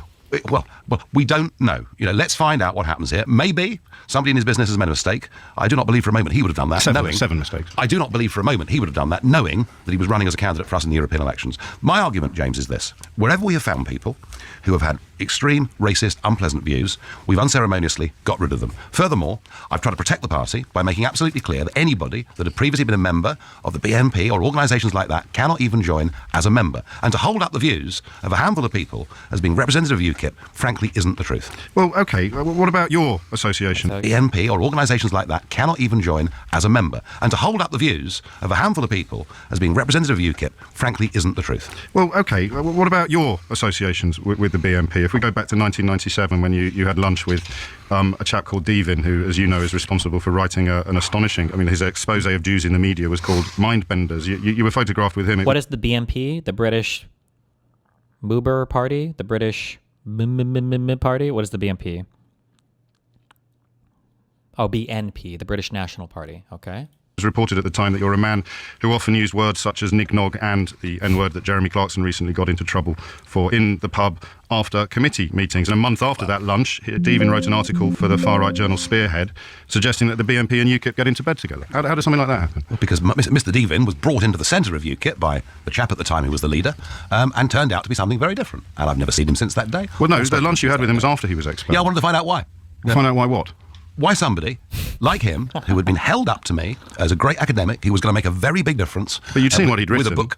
The Grand Plan, the origins of non-white immigration. I wanted to find out what on earth had made somebody change their point of view. Nothing more than that. I haven't spoken to him since. As for the allegations, you know, as to what I said in the pub after committee meetings, you will not find a single other member of that committee who makes that allegation. Alan Sked has, the founder of Yes, UKIP. I know. Well, you just said I wouldn't find anyone else. The founder of your party has made the same allegation. He was the person that made the allegation. Nobody else has made the allegation. Mr. Devin didn't make the allegation. Dr. Sked made the allegation. So, you know, in politics, you know, all sorts of disappointments happen to people, and they throw mud.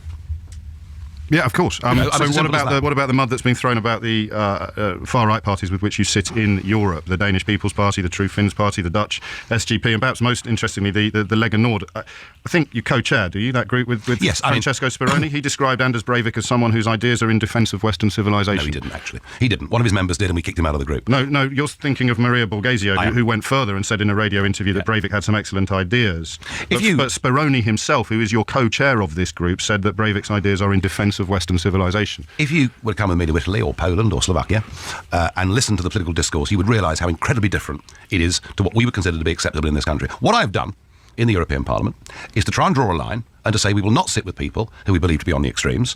We will sit with people who we believe to have a reasonable, balanced point of view. Now, let's be honest, we have had a... Breivik was the guy responsible for the Norway mass shooting. Oh, okay. And excellent ideas, whose ideas are in defence of Western civilization. Group with which SGP, and perhaps most interestingly, the Lega Nord. I think you co-chair, do you, that group with yes, Francesco Speroni? He described Anders Breivik as someone whose ideas are in defence of Western civilization. No, he didn't, actually. He didn't. One of his members did, and we kicked him out of the group. No, you're thinking of Maria Borghesio, who went further and said in a radio interview that Breivik had some excellent ideas. But Speroni himself, who is your co-chair of this group, said that Breivik's ideas are in defence of Western civilization. If you were to come with me to Italy or Poland or Slovakia and listen to the political discourse, you would realise how incredibly different it is to what we would consider to be acceptable in this country. What I've done in the European Parliament is to try and draw a line. If anything, I respect James for his ability to power through bullshit. Yeah, he deserves some respect for that. But also in Britain back then, and even still today, that's just because they have like real journalists. Like, this is what you're supposed to do if you're a journalist. You don't bring somebody on and have them fucking lie to you like you're a fucking idiot and treating your entire audience like they're all fucking idiots for an hour, like every single fucking American media station does. You're supposed to do shit like this. This is why when Ben Shapiro did his interview with the one dude that was British, it was fucking annihilation.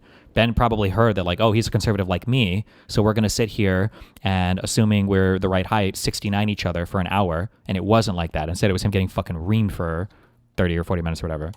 And to say we will not sit with people who we believe to be on the extremes. We will sit with people who we believe to have a reasonable, balanced point of view. Now, let's be honest, we have had a problem in this group with one or two members of the Northern League. Why don't you just leave it? Well, we could leave it, and in fact we made sure Mr. Borghesio left our group. But equally, I mean, you know, the Conservative Party had the bloke who celebrated the SS invasion of the Baltic states, and we have said, and I'm sure you know this. But why don't you leave it?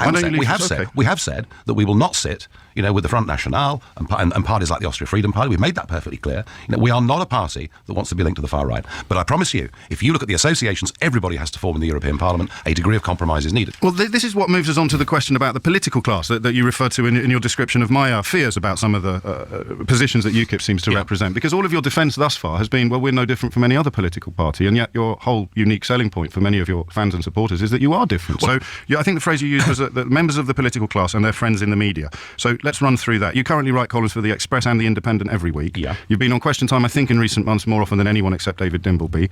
The Private Eye has reported that some of your medical bills are paid by one of the owners. Hang on, I'm not having this. Why not? I'm not having libel thrown at me, live on the radio. Are you taking legal action against Private Eye? My medical bills have not been paid by anybody, all right? Other than partly by myself, more than I could afford, and the rest by an insurer. All right? Okay, so will you be taking legal action against Private Eye? I may do. At the moment, it might surprise you, I'm busy running an election campaign, so I'll think about that afterwards. Okay, too busy to know who's standing on the council in Gloucestershire under your own banner. I lead a political party. Okay. True, the journalism ecosystem seems much more honest in the UK than the US right now. Kind of, but the problem is the United States infects everybody. So our media, unfortunately, and the bad practice of our media, I think also rolled downstream and have been somewhat influential across probably all of European media at this point, from what I hear. So whether it's like renewed attacks or increased attacks against like the BBC or against or the weird legitimization that we do of far right people. Everybody in our government seems obsessed with like Orban, or obsessed with like Elon Musk aligning himself with like far right parties fucking everywhere, like Le Pen. I don't know what party she has in France, and the AfD, and like he appeared on Tommy Robinson's fucking thing, who's like a white nationalist in the UK. So I like we're like a super spreader when it comes to journalism retardation, unfortunately, and I think it is having a negative effect on stuff throughout Europe as well. I don't run the day-to-day management of it, but I make sure that we stick to our principles, and we've done that. And your principles involve sitting as for the political class. As for look, you know, I was in business. I came into politics motivated above all by one desire, and that is not for the UK to be part of a political union run by the bureaucrats in Brussels. Now, whether you agree or disagree with that, I have actually given up and sacrificed a huge amount to do that. Have you? Because the last business you were involved in was, I think you resigned as company secretary 6 weeks before it was wound up by the Inland Revenue. No, that was the last company I was a director of. Okay, the last company I ran was my own company, which I ran for 9 years and which closed down in good standing. Okay, so you weren't company secretary of Farage. I was company secretary, yes, right. And you resigned 6 weeks before. It was a non-income related job. I wasn't paid a penny for being company secretary. Well, presumably, because if they owed 120 grand to the Inland Revenue, there wasn't any money around to pay you anything. I did the job doing somebody in my family a favour. It was unpaid. It wasn't. But you represent yourself, Nigel, very effectively as an alternative to cronyism and city spivery, and you were company secretary of a company that was wound up by the Inland Revenue, owing over £120,000 to the revenue. Wrong. Okay, so what would you like to correct? The company has not been wound up. The company... Why did you resign? Hang on a second. Okay. The company, which is not my company, it's somebody else's company. Company secretary. And I don't own any shares in the company. I was doing a favour for somebody on an unpaid basis. The company, far from winding up, actually said we have a responsibility to make sure our tax bill is paid, and it is being paid. Actually, it's being paid out of earned income, so the Inland Revenue is getting twice the money out of it that it would have done to begin with. After the winding up order was issued. The company has not been wound up. Just to be clear, I don't have a city background. The company has not been wound up, all right? The company still exists, it's active, and it's in the business of paying back the money that it owes. After the winding up order was issued by the Inland Revenue. Have you ever worked in private business? You know, people have successes and people have failures. No, I'm an ordinary person. I don't understand how these financial institutions operate. There are 4.8 million people out there running small business. I bet a lot of them listening to this now. And many of them will have had ups and downs. Many of them will have had cash flow problems. Some of them will have had firms that didn't work, but a subsequent one that did. I, myself, in the private sector, ran my own firm for 9 years without any difficulty or problems at all. And the point is, I came to do this because I want to engage on the big political debates and issues of the day. And the frustration is this, that, and I'm not, putting this to you because it doesn't matter where I go. All anyone wants to talk about are the idiots in UKIP. There's never a conversation about the idiots in the Labour Party, the 5 councillors who've just resigned on racism charges in Middlesbrough. To be honest, I never hear you say anything else on your question about your own party. And the problem is, we're not having a debate about the European Union. But people aren't worried that the Labour Party or the Conservative Party is spreading racist propaganda. Well, why the Conservative Party got a former BNP activist standing for them in Lincolnshire? Will you ask the Conservative? Of course I will, absolutely. But you won't, you see, because now you're calling me a liar. Of course, nobody ever does. I've answered your question. The reason why it doesn't possess the same urgency as the UKIP conversation does is A, the question of quantity. There is simply not the avalanche of bigotry emerging from other parties that emerges from yours. And B, perhaps more pertinently for you then, there is not a fear abroad afoot. There is not a fear in the country. The opinion polls do not report significant swathes of the nation who are fearful, possibly wrongly, Nigel, that your party represents deeply divisive and racist ideas. If you'd let me finish, let me just move on then to that invitation to go overseas and listen to conversations in other countries where perhaps perhaps far-right politics are not viewed as askance as they are in this country. You've mentioned your discomfort at listening to foreign languages on a train recently. I made the point that I got on a train and went for several stops, and there were a lot of people around me and no one spoke English. And I thought, this is... I didn't say I didn't object to it. I felt slightly uncomfortable. And I think, actually, isn't that the problem? Isn't this, of all the countries in Europe, the most accepting, the most tolerant... You said, I don't feel very comfortable in that situation. You did say you had a problem. I didn't feel comfortable, no. Yes. Your wife is a German speaker. Well, my children are too, yeah. Does that make you feel uncomfortable? The level of discourse is so much higher, even the language is more complicated. That's just a cultural thing. For some reason in the US, I don't know why, but like intelligence became kind of a weirdly like feminine trait. I don't think that ever happened in the United Kingdom. Like they speak better than us. And it's not seen as you're super intelligent. It's just like an ordinary person. I mean, they also have their, what do you call them? Chavs? I don't know what the fuck. They're weird, whatever, lower people too. But like a normal person can speak, I think, better than what the average American expects to hear people speak as. Like if you hear somebody like Bush speak, you're like, oh, thank God, like that's an everyman. But in the UK, they don't feel like they have to dumb their language down as much for whatever reason. I don't know why. I don't know why that is in the US, but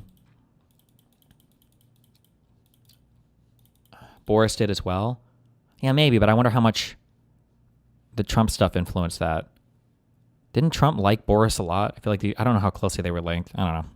Comfortable. I'm just saying, like, as a general rule, if you listen to an ordinary British person speaking on any British TV show or whatever the fuck else, it's going to sound a lot different than an ordinary American speaking. I didn't feel comfortable, no. Yes. Your wife is a German speaker. Well, my children are too, yeah. Does that make you feel uncomfortable? No, because they can speak English, and the whole point about How do you know those people couldn't? Well, maybe they could, but I got the distinct feeling that it certainly wasn't their language of choice. And if you look at the primary school situation in the East End of London, where you've now got schools where a majority don't speak English, doesn't that say to us? No, you've got doesn't schools... that say to us? Doesn't that say to us that what we want is a sensible, balanced immigration policy, where we want people with skills to come into Britain, but we also want integration in society. Of course we do. And the schools you refer happening. to, the pupils you refer to, are registered and recorded as having English as a second language. They're not registered and recorded as not being able to speak English. That's precisely that sort of... some of both. Well, yes, but no one's counted them, so your own children would fit into that category.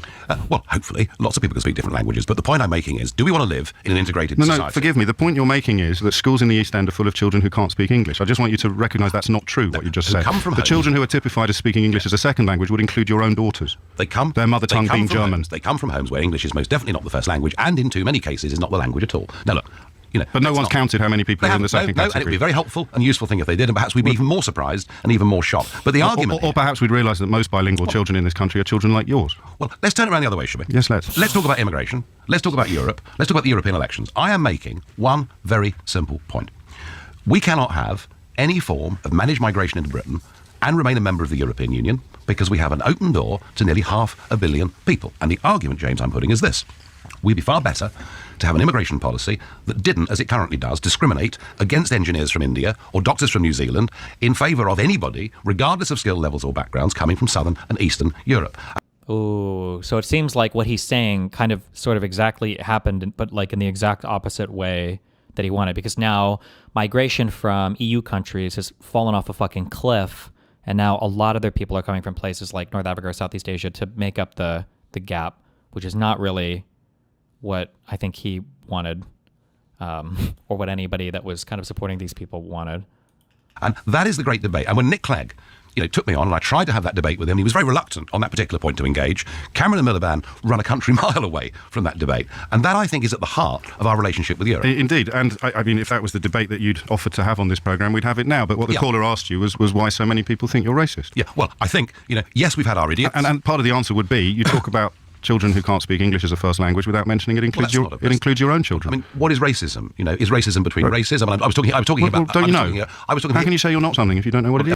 Didn't he say he wanted less from Eastern Europe and more from Southeast Asia? Yeah, but I don't know if the average, reformer person would feel that way now. I feel like they would say, no, we want more EU immigration and less of the weirdo Muslim North Africa, Southeast Asia stuff. Maybe not. I guess I need to find polling on that. Maybe they wouldn't say that. That's my vibe. Or they want less of all immigration, I guess. I don't know. Race about colour? But the absolute numbers exploded like crazy as well, so... Is race about race, or is it about nationality? I made a comment there that wasn't intended to say any more, but I felt uncomfortable about the rate and pace of change and numbers of... No, you felt uncomfortable about people speaking foreign languages, despite the fact that... Nah, reform retards think Europe is full of Pakis, Afghanis, etc. Does the average reform person think there are more Pakis or Pakistanis or Afghanis in Europe or in Pakistan and Afghanistan? presumably your own wife does when she phones home to Germany. Yeah, I don't suppose she speaks it on the train, you know. That's Why the point I'm not? making. Is she not allowed to? Can't she Of speak course German people are wherever she allowed wants? to. And Of what course about the people line are. about not wanting to live next door to Romanians? It's perfectly acceptable for I didn't people say not that. to I was want to... asked if a group of Romanian men moved in next door to you, would you be concerned? What about if a group of German children did? Okay, they really don't like Eastern Europeans. Okay, pace. Jesus. What's the difference? The difference, and you know what the difference No, is. I honestly don't. This is, I think, where the disconnect is between your position and mine. What is the difference? We want an immigration policy based on controlling not just quantity but quality as well. And we have a problem that and unfortunately, those communist countries, which I visited, and I visited the Roma encampments, and I've seen the real poverty that people live in, and we talk about exclusion in society. Go and see, since the fall of communism, what has happened to the Roma communities in those countries. They don't get jobs, they get nowhere to live, and they have been forced, in many cases, to a life of crime. And what has happened with an open door is it's been an open invitation for the traffickers. Now, we all know this is going on. Okay. The Metropolitan Police... Trafficking is a crime, of course.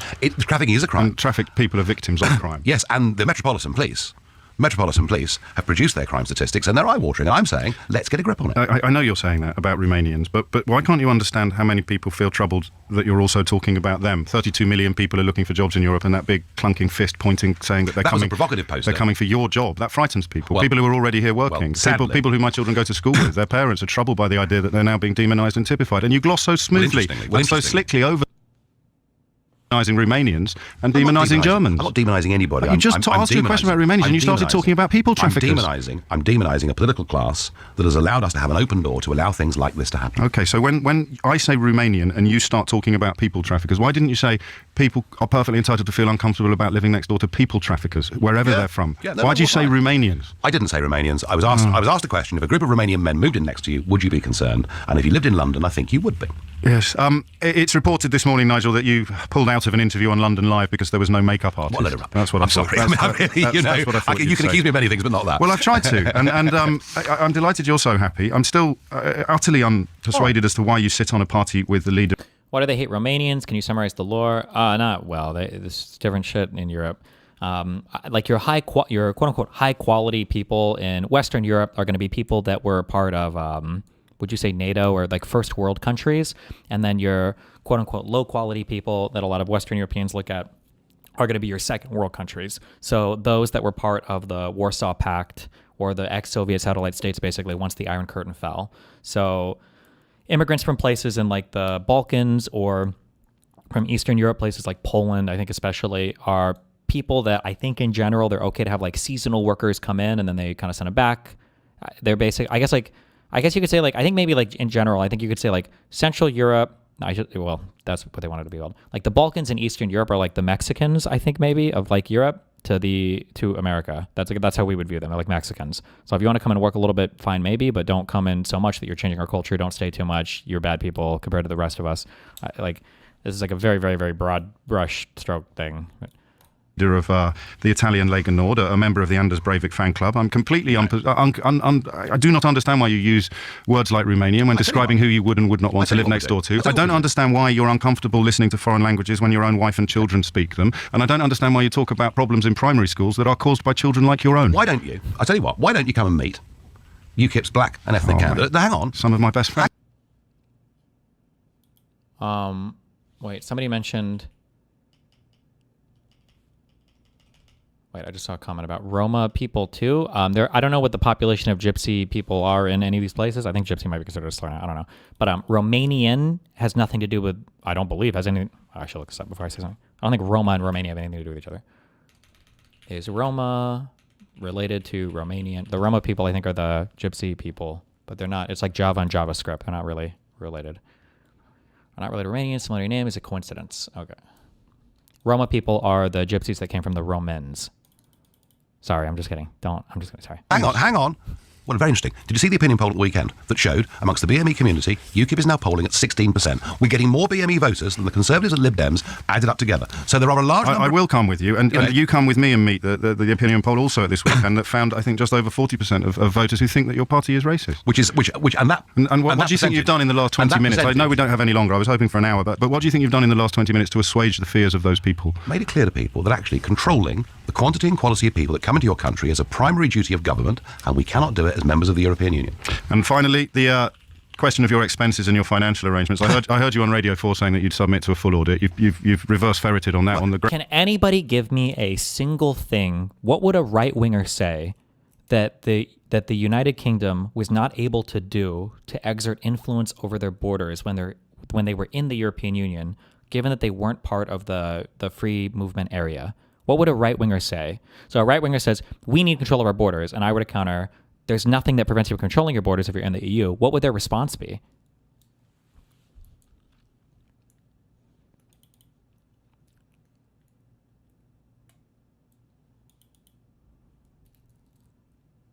We did have free movement, though. If you had free movement, it was because of the decisions that your government made, though. Not because of, like, unless there was another free movement zone that I'm not familiar with.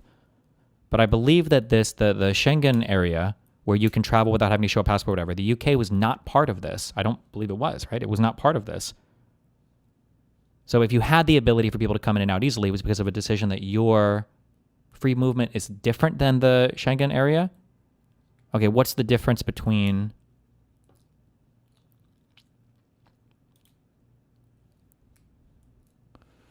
Okay, Schengen versus free movement, European Union.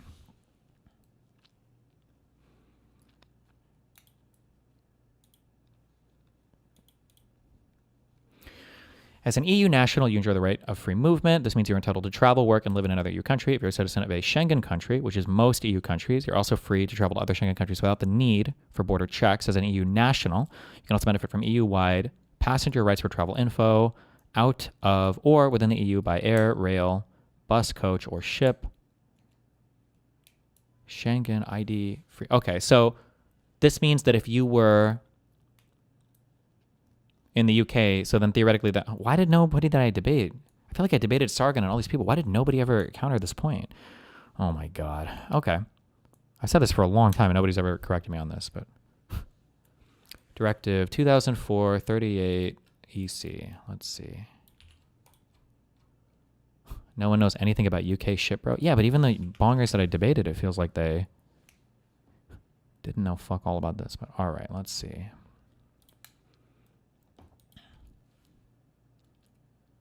On the right of citizens of the Union and their family members to move and reside freely within the territory of the member states, amending. Is this really true, though? So if you're in the EU, let's assume that lowest population EU state.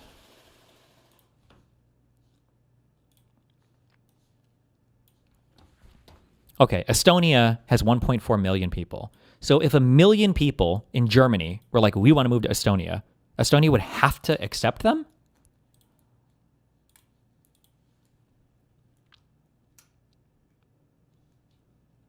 People also accused the French of intentionally letting people come through the border and climb about trucks on the Channel Tunnel. They were convinced the entire EU had a plot to funnel immigrants to us.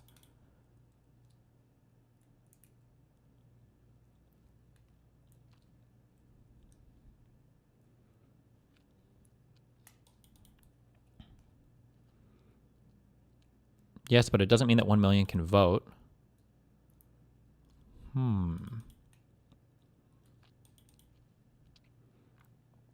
Long term, this is only allowed if you have a job. This is about labor movements, not just moving to a country because you prefer the weather. No one wants to move to Estonia, so no. Okay.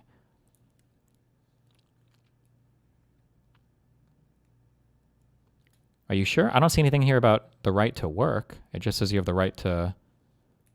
What the fuck kind of Moonruin Pokemon unknown tunnel ass bullshit is this? What the fuck? English.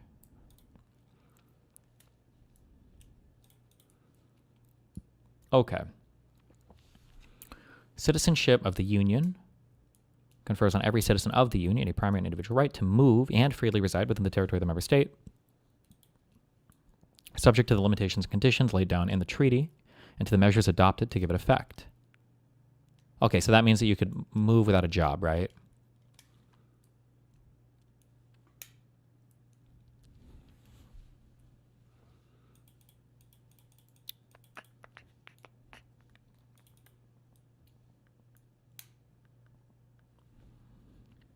In order to maintain the unity of family in a broader sense without prejudice to the prohibition. Okay. Okay, so I guess one question one thing that would be nice to have an answer to is,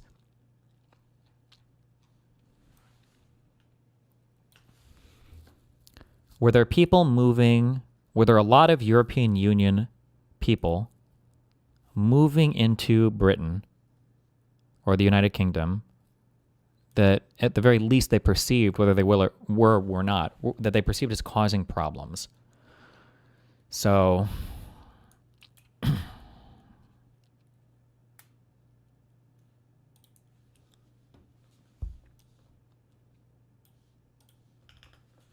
was it just Polish people? Were Polish? I feel like I don't hear international. I never hear like gang rapes of Polish people or by Polish people or anything. Because I feel like I always hear problems about like the Muslim duders.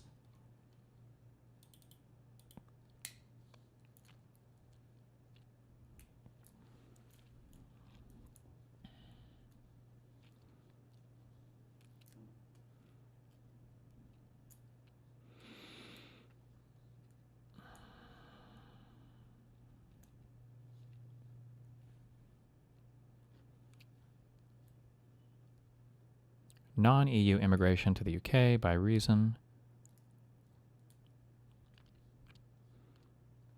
Okay, EU-based immigration.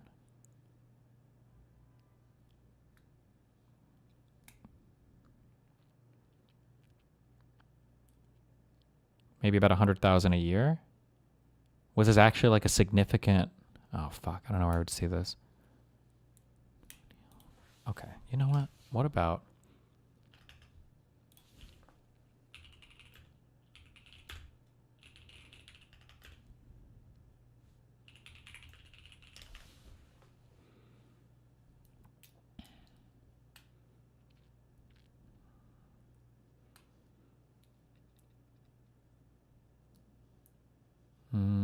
Was this from the same interview? 4 months and 9 months? No.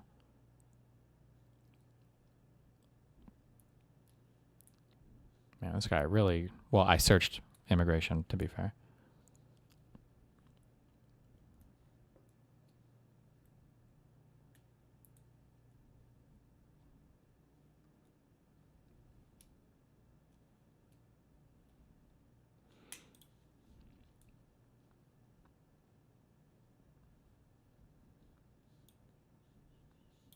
Try this one, I guess. If you can't secure your own borders, you're not really a government, because it's the first duty of government to secure the borders of the realm. If you can't do that, you failed as a government, no matter what else you've done. We for Tory and Labour governments that in that regard have failed us. The British Egyptian activist Alaa Abdel Fattah has apologised for past comments he made online where he called for Zionists and the police to be killed and for the burning down of number 10 Downing Street. He said he's been shaken that the tweets have led to calls for the removal of his British citizenship. Clearly you heard from Chris Philp earlier who said the apology was insincere, he should be deported. Andrew, I think there are two issues at heart really. The first is what happened so catastrophically wrong that meant that Whitehall, Westminster, number 10 weren't aware of the views that Alaa Abdel Fattah had and had made very clear in the past. And second of all, then there's this question looming about deportation and what happens next. Okay, well, let's take the first issue. It's clear that neither Labour nor Conservative governments did their homework. They didn't know that this guy had done all these terrible posts in years gone by. They didn't know, even though in 2014, when he was up for some kind of human rights award, it was made public he wasn't going to get it because he already had posted on social media in previous years. And it's all very well, but let's just get rid of the Tories first of all. It's all very well for the Shadow Home Secretary to come on to Andrew Neil giving his own political opinions. He's a right-winger. Yeah, but I figure the best... I think this guy is supposed to be decently smart, right? I figured the best anti-immigration argument or strongest arguments about why immigration is so fucked up are probably going to come from people like him, I would imagine, right? Radio and call this guy a scumbag. Fair enough. Let's just remember it was the Tories that gave this so-called scumbag British citizenship in 2021. It was Tory governments, first of all. It's all very well for the Shadow Home Secretary to come on to Times Radio and call this guy a scumbag. Fair enough. Let's just remember it was the Tories that gave this so... Which guy is he talking about here? Hold on, sorry. Oh my God, YouTube. Looming about deportation and what happens next. Okay, well, let's take the first issue. It's clear that neither Labour nor Conservative governments did their homework.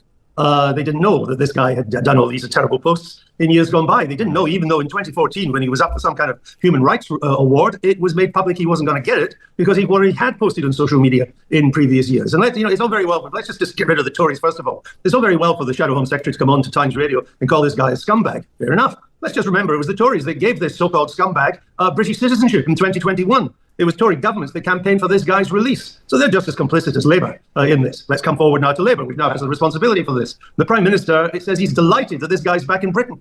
I'm not aware that this guy's ever been in Britain in the first place. He's got British citizenship with no discernible characteristic of being British in any which way. All his beliefs would seem to be thoroughly anti-British. He despises Britain. He calls us dogs and monkeys. He wants to kill white people. He wants to kill all British police. He wants to kill Zionists. So that's the kind of guy that the Prime Minister now welcomes back onto these shores. But let me just say this on the second issue. Now that he's here, there's no way this guy's going to be deported. Where are we going to deport him to? First of all, we'll have to go through endless legal hurdles, all of which will be manned by Keir Starmer's friends in the human rights industry. We'll probably fail these hurdles. Even if we pass, you think the Egyptians are going to take him back? Can you deduce the reason why the EU has freedom of movement, labor, and capital in relation to the foundational ideas behind the EU? Well, probably because the European Union was trying to create a more integrated super state, kind of like how the United States is with all of our individual states, right? Ease of capital transfer, ease of labor transfer, ease of economic everything. Like it makes you a stronger, more cohesive body to have a stronger economy, have a stronger negotiating position against the rest of the world. You're just stronger. You're always stronger in groups, right? Like the United States having 50 individual states with a massive amount of financial integration, freedom of movement, same currency is incredibly and immensely beneficial to us. Back, and you ought to see the Egyptian press this morning. They're over the moon, they've got rid of him. He's now lumbered in Britain. So it's a catastrophic error by Labour and Conservative, and it's an error in which the toothpaste cannot be put back into the tube. And I should stress, Andrew, that the issue is that the United States kind of started off, or at least very early in our history, had this concept of being a unified thing, but the European countries have way more history and strong feelings about their identification with their countries. Like I don't know if anybody in the EU feels like they're a citizen of the EU. Whereas in America, most people, maybe people in Texas feel different, or like in New York City feel different, but like most people are like, oh, I'm American. I'm American. That's like my first identity. Like they would identify closer and quicker with the country of the United States of America rather than like the state they're from, with limited exceptions. I don't know for people who live in Spain or France if they're like, oh, I'm EU, versus like I'm French. Yeah, we're in the European Union, you know. But yeah. Labour and Conservative, and it's an error in which the toothpaste cannot be put back into the tube. And I should stress, Andrew, that it was about 1 o'clock this morning that El Fattah did sort of release a statement, said sorry for his shocking and hurtful posts, said he'd written them during online insult battles while deeply enmeshed in antagonistic online cultures using flippant, shocking and sarcastic tones. Well, of course he's apologising now. He's apologising now because he's been rumbled. He's apologising now because all these things have come out in the public, and he's saying, oh, it's out of context. Really? How is let's burn 10 Downing Street down, let's kill all British police? In what possible context could statements like that be justified? Can I jump in here, Andrew, and just ask? I think it was really interesting with Chris Philp because, you know, he was saying that there is different legislation, whether you are a dual citizen or you just have British citizenship, and we can deport people, you know, for reasons, you know, if they are committing, you know, we know what seem to be communications that's not conducive, you know, to public life here, hate speech, etc. Is it right that we have two different rules, basically, if you're a British citizen with just single citizenship, as opposed to if you are a dual national? I don't really know. That's a legal question. I'm not really competent to answer. What I do know is that it's irrelevant. You can have all the power you want to deport somebody. The issue then comes to where are you going to deport him? Who's going to take him now? I mean, you seriously think the Egyptians are going to take him back? They're delighted to get rid of him. Where else are you going to send him to? To France? I don't think they're going to want him at all. So I don't see the point. And he's got British citizenship, rightly or wrongly. In my view, wrongly. It was performative virtue signalling by the Tories, picked up by Labour and made even worse. We're lumbered with him. We're stuck with him through the incompetence of Labour and Conservative administrations. We've allowed someone who hates Britain onto our shores, and we will not be able to get rid of him. You've used the word incompetence, Andrew. There's a Labour minister said, Starmer's lost the trust of British Jews. One minister said, it's truly shocking. We've welcomed a racist anti-Semite into our country with open arms. Serious questions need to be asked about the lack of judgment here, and the Home Office should seriously be contemplating stripping him of his British citizenship. Do you think this is, you know, Keir Starmer came in to lead the Labour Party, promising to rid the Labour Party of anti-Semitism. Do you think there is a hint of any of this here, or it's all just sheer incompetence? I don't think this is anything about the Labour Party and anti-Semitism. I think it says more about their incompetence. I mean, the fact is they went in, and this includes the Conservatives as well, they went in to bat for this guy, who's clearly a nasty piece of work. They went in to bat for him, they fought for him. Was Corbyn ever Prime Minister, or did the Labour Party have any success under Corbyn, or were they always kind of fucked until Corbyn stepped aside for somebody more moderate? No? Okay, well. Gave him British citizenship. They campaigned to get him out of jail in Egypt. They campaigned to get him here, but they hadn't done their homework. They hadn't bothered to find out what kind of character he really is. And the British people are, as a result, lumbered. He's not being allowed in because he's an anti-Semite. He's been allowed in despite the fact that he's an anti-Semite because it seemed that we didn't know. Now, there are some stories doing the rounds that perhaps a few people in the Foreign Office or the British Civil Service did know. Do you know about Rishi Sunak's Rwanda plan? No, I have it written here to read about real quick, though. But it sounded like the idea was they could just ship everybody off to Rwanda, that people they don't like. Didn't we think that, did Lincoln or people float that idea about Liberia? Maybe we ship all the black people back to, or over to Liberia or something? I don't know. It sounded retarded, but I haven't looked into it much yet, so. No, but didn't want to do anything about it. That may come out in the watch, because as you know, the story's got legs. It ain't ended yet. But I just think, we got enough people who hate Britain in this country already without inviting in one more who had no real basis for British citizenship in the first place. And saying that you are delighted that he's now here. That word was used not only by Keir Starmer, but also David Lammy and Yvette Cooper, who I'm sure are now regretting those words. No, not for the first time. Half of what they say, they seem to regret within 24 hours these days. Andrew, we should talk to you about this because the Prime Minister was hoping that the French police were going to help him stop boats crossing the Channel. But it's not the most surprising news ever. The police aren't helping. The police unions say the concern is if we sort of intervene in the water and our police action causes injury or the death of a migrant, then we'll be prosecuted. So therefore, we're not going to take that risk, which you might think, Andrew, fair enough. I think it is fair. The French police unions are looking after the interests of their members, and they're worried that an intervention, even in shallow waters, could lead to people drowning, and that would therefore make vulnerable French police to issues of criminal liability. So I don't think this is a surprising development at all. I mean, we, the British people, the British government, have given the French £800 million since 2015 to stop the boats, and we might as well have poured the money down the drain for all the good that it has done. I mean, I think the British are a bit naive in this. There is no interest in France in stopping the boat people. And the interest is let them go on the boats, let them go to Britain. We don't want them here, let them go to Britain. That will be Britain's problem, not ours. And there is no deterrent to people now becoming boat people and making their way to Britain. There's really now nothing to stop them, even in shallow waters. They're not being stopped. When they get into British water, they have to be under international law, taken by the British onto British shores. It's well nigh impossible to deport any of them, as we've seen over the years. So if you make it, you're in Britain, and you're in Britain for good. You've done it. Job done. What's not to like? It's the only real danger, of course, is the appalling danger of making that channel crossing, in which many people have died. It is a human tragedy. And I would just remind our listeners that this wasn't the way that Mr. Starmer said he was going to solve the problem. So this sounds like one of the things we read about, that this is one of the ways that Brexit hurt the British ability to kind of like fight against these refugee asylum seekers, and that apparently if you were part of the European Union, you were part of something called the Dublin Convention, to where if somebody came to your country but they'd already tried to go to another European country, a European Union country, and they were rejected, you could just reject them on that basis. But you can't do that now, according to British law anymore. You have to do more processing or some bullshit. He was going to solve the problem by smashing the people smuggler gangs. He told me that, he told people all that, he told Times Radio that many times during the election campaign. He would solve this problem. I made you a little guide on who Bonger's view is okay immigrants versus not okay. These are Horn, Holiday. Gotcha. Thank you.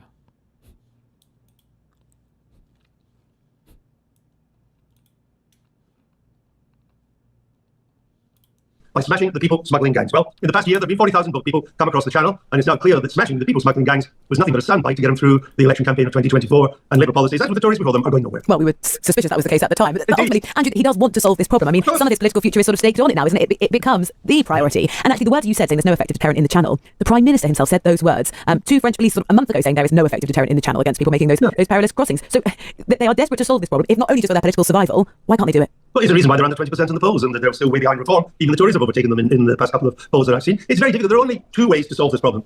One is you create a clear legal route for asylum seekers, a clear legal route in which the asylum cases are processed offshore, not in the country, offshore, and those who are entitled to asylum, and we shouldn't forget there are always people entitled to asylum, and Britain should be doing its bit to welcome these people to our country, to give them safe harbour. And the second is you make it clear that anybody who doesn't choose that route and chooses an illegal route, like the boat people, will be immediately deported to a third territory, and they will have to stay in that territory until they can be sent back to whence they came. That would be a major deterrent. That's how the Australians solve the issue, and how they don't have I was in Australia a couple of months ago. They don't really have a problem at all with illegal immigration or illegal asylum seekers anymore. Andrew, can you see this Prime Minister, a former human rights lawyer, enacting a policy like that? No, of course not. But what would be wrong with a clear legal route and a clear deportation of people who come to our country illegally? After all, if you can't secure your own borders, you're not really a government, because it's the first duty of government to secure them.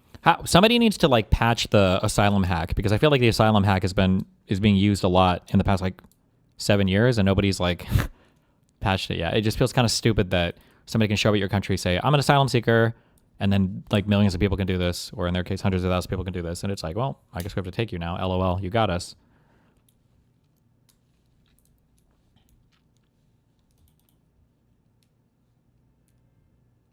I mean, what do you do? Make a better process for processing those people or something? Or, I don't know, you have to do something. In the U.S., we would have expanded our asylum court system. Like, I don't know. But it seemed it was fucked in the U.S. for a long time. Or for a few years, I guess. I shouldn't say for a long time. Oh, no. That's where I've been. We've watched this, but it's a good video. Actually, we'll watch it again because it's such a good video. Or it's Mark.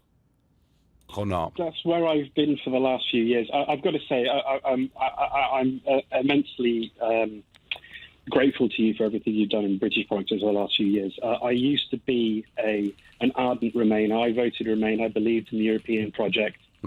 I believed that staying in the European Union was the best thing for us. And then something happened, and something monumental happened. It completely changed my opinion on the whole situation. What was that monumental thing, Mark? I was kicked in the head by a horse. Right, very good. Okay, fine. I just love this clip. Jesus Christ.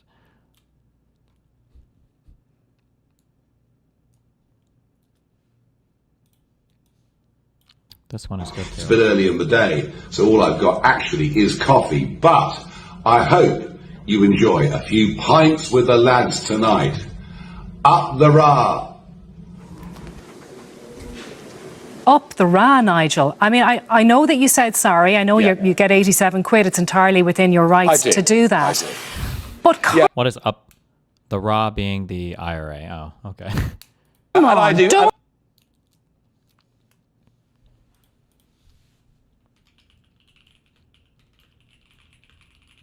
All right, let's get right to it. Do you have nuclear weapons? Whoa. The dictator. Okay, wait, quick meme break. What is this? You got this, guys. Here. Jesus. Don't get, like papers out the bar! Oh! None the grease! Oh no. Take it out, take it out, take it out! No. I don't know what to do. Take it out, Zol, take it out, take it outside! Take it outside! Wait, this is actually bad. It's gonna take, yes, take it out! I can't, it's too hot. Wait. Take it, you use the pliers, the things! What happened to this poor toast? What the fuck? I don't know what this thing is. Don't use water on oil. Don't use water. Wait, don't we have like a shirt? Take off your shirt. It's fine. It's fine. Take it out. Take off your shirt. No. Okay, okay. Wait, open the door. I got you. Yeah. Take it outside. Yeah. The dog's pissed, by the way. Be The careful. dog knew. Be careful, be careful. It's going to slosh. No, it's not. Oh my. Holy. Based? Okay.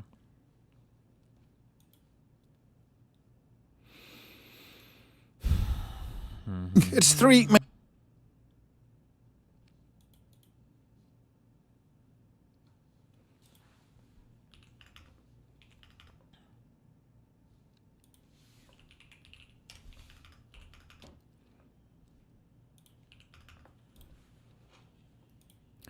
Farage criticized for £400,000 job promoting physical gold as pension investment. Reform leader promotes direct bullion, but experts say commodities not for everyday investors. Oh, you guys have the same. Does he also do Black Rifle coffee?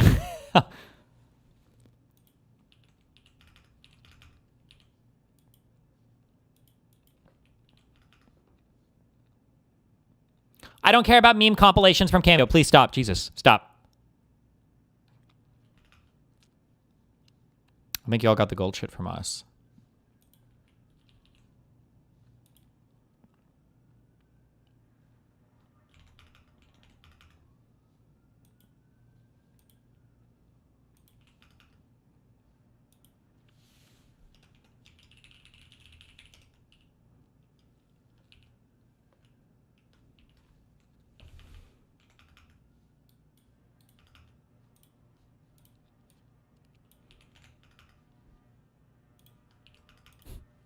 Good memes.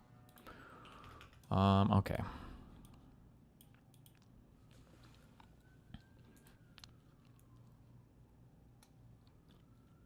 Okay, I never even finished reading this article. You don't want to watch Farage say sussy Chungus imposter? No, the Cameo shit is the least funny meme shit that I've ever seen in my entire life, and it's always been unfunny. Okay. Brexit happened. Okay, blah, blah, blah. We had gotten this. Okay, we have to... wait, what year is this? 2021. In this campaign, make people understand that EU membership and uncontrolled immigration are synonymous with each other, declared UKIP leader Nigel Farage on April 29th, 2016. As the new EU-UK agreement has entered into force on January 1st, 2021, it's time to evaluate whether the UK has gained more control of immigration by leaving the EU. Before Brexit, the UK was not part of the Schengen area, and British authorities already controlled passengers crossing their borders. Wait, hold on, wait. So this is saying what I said before, but you guys said that was wrong, and it looked like it was wrong. Is this right, or is this wrong? I don't understand.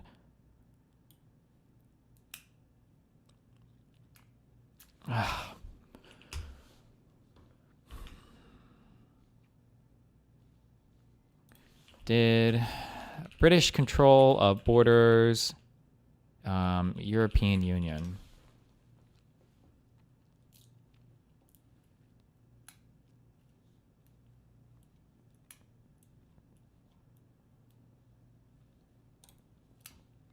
Defending our borders and protecting our coastline, security has always preoccupied the islands of the UK, and it's playing in this referendum too. But does the EU make us safer, or does it make no difference? So, what are the claims? Leave suggests the EU's border-free zone helps terrorists get closer to the UK. The Remain camp thinks cooperation with the EU makes us safer. So, for the fifth and final time, who is right? Let's start with the Leave statement. Britain isn't in the Schengen area, the border-free zone within the EU that allows people to travel freely without passport controls. The UK is still very much in control of her borders, which have been watched by Dover Castle for 900 years. Even so, the Leave team says free travel around the EU allows would-be terrorists to get closer to the UK. I don't think it's right, because I think that the UK would still retain the same border controls that it has now. Britain's been spending more on its borders. It's been putting in more measures in place to pick up intelligence, but also electronic ways of censoring people, checking their identity and so on. I think Britain will continue to do that, whether it's within the European Union or not. Over there is Calais, and right now there is an effort made to stop migrants from even making the 22-mile journey across the Channel to where we are now. The Prime Minister and Remain camp has suggested that if the UK pulled out of the EU, support for that project would go, and this shoreline and a castle like this would once again face a fresh wave of migration. But our experts have told us they don't think that would happen. France and Britain do have an interest in controlling their own borders, the movement of people and so on. And so I think it's unlikely that you would see a dramatic breakdown in the bilateral relationship between the two countries on borders and border control issues. There are currently 4 ways in which we do cooperate with the EU for our security. The first way is the European arrest warrant, and it is widely used to help us catch criminals. In 2014, we made 228 requests of our European neighbours, and they made 13,000 requests of us. Then the second way, the European criminal record system. It does what it says on the tin. It allows us all to pool information from different criminal databases. This last one is possibly something we could negotiate to keep, even if we did leave the EU, as are the next 2. The Schengen information system. This is the pooling of information from borders around the EU, and the last one, Interpol, the pooling of policing expertise. Graphics. Working together as in terms of intelligence gathering and intelligence sharing does imply partnership and does imply sharing. So we will have things to trade with others, they will have things to trade with us. And that's the key really to the intelligence business. And so that's what the UK would continue to have even outside the European Union.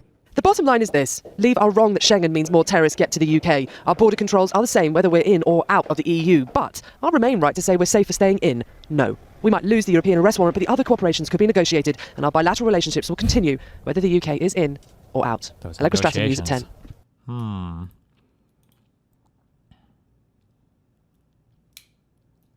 With Brexit, there have been 2 changes. First, the UK's withdrawal from EU agreements on third country immigration, and second, the end of EU citizens' freedom to reside and work in the UK from July. Oh, okay, this will get into it. 2014 to June 2015, the non-EU net migration in the UK was positive by 163,000. 4 years later, it had increased by 37.5%. Brexit does not mean more, but less control of this rising inflow for 3 reasons. First is the UK's exited Dublin cooperation. It can no longer return irregular asylum seekers who had transited through the EU. Second, the UK has lost a stable framework to cooperate with the EU on migration in the Mediterranean. The House of Commons in 2016, British Secretary of State for Defence Michael Fallon recognized the UK's very strong interest in trying to curb illegal migration from the African littoral into Europe. I've never heard that term before, littoral. The reason is that a sizable proportion of these migrants are trying to reach the UK. Therefore, the UK's withdrawal from the missions to stem this inflow may result in more irregular immigration.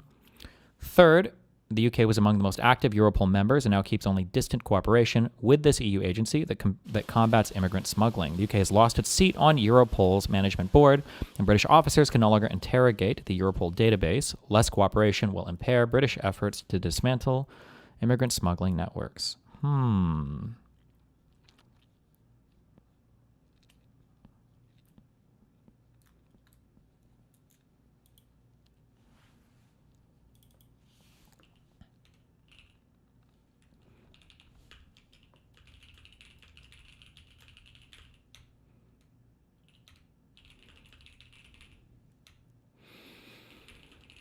Europol.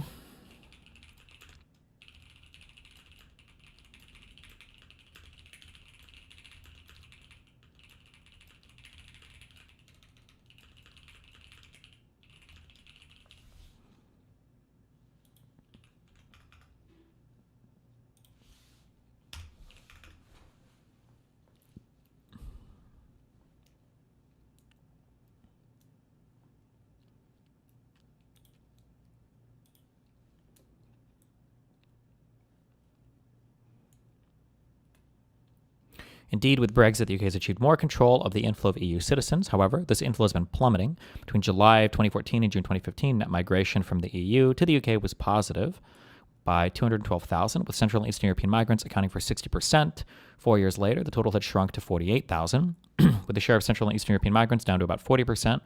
A reason for the large inflow in previous years was that the UK had been the first EU country to recognize the free movement of people from new EU members in Central and Eastern Europe on the 1st of May 2004, whereas Germany kept restrictions until 2011. Today, Germany is an attractive destination for migrants from Central and Eastern Europe. Their net migration in that country rose from 60,000 in 2006 to 150,000 in 2016. Another factor explaining the decline in EU immigration to the UK has been a steady increase in living standards across Central and Eastern Europe. The Polish GDP per capita has reached 40% of the British one, up from 12.5% in 2003. Damn.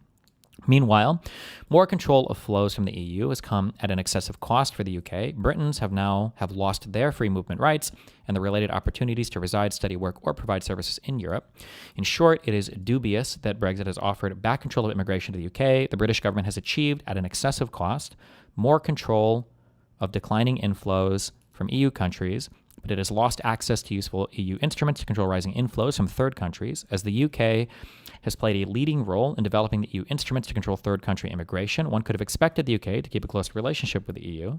It's not just a missed opportunity, but a dangerous situation. In the next months and years, the EU and the UK will face the challenge of managing their migratory interdependence without a framework. It is an illusion to believe that frequent diplomatic contacts will suffice, or that bilateral channels can compensate for the lack of a European agreement. Unilateral deportation attempts and unwillingness to cooperate in complicated cases may escalate into a crisis. It matters now to design a comprehensive framework to manage migration flows between the EU and the UK to prevent serious international clashes. This framework may resemble the previous cooperation the UK was part of as an EU member. It may include some return of the UK in the Dublin system and new British contributions to EU missions in the Mediterranean, EU programs with third countries of origin or transit, and the Europol budget. Only by cooperating with the EU can the UK keep control of immigration. Okay, well.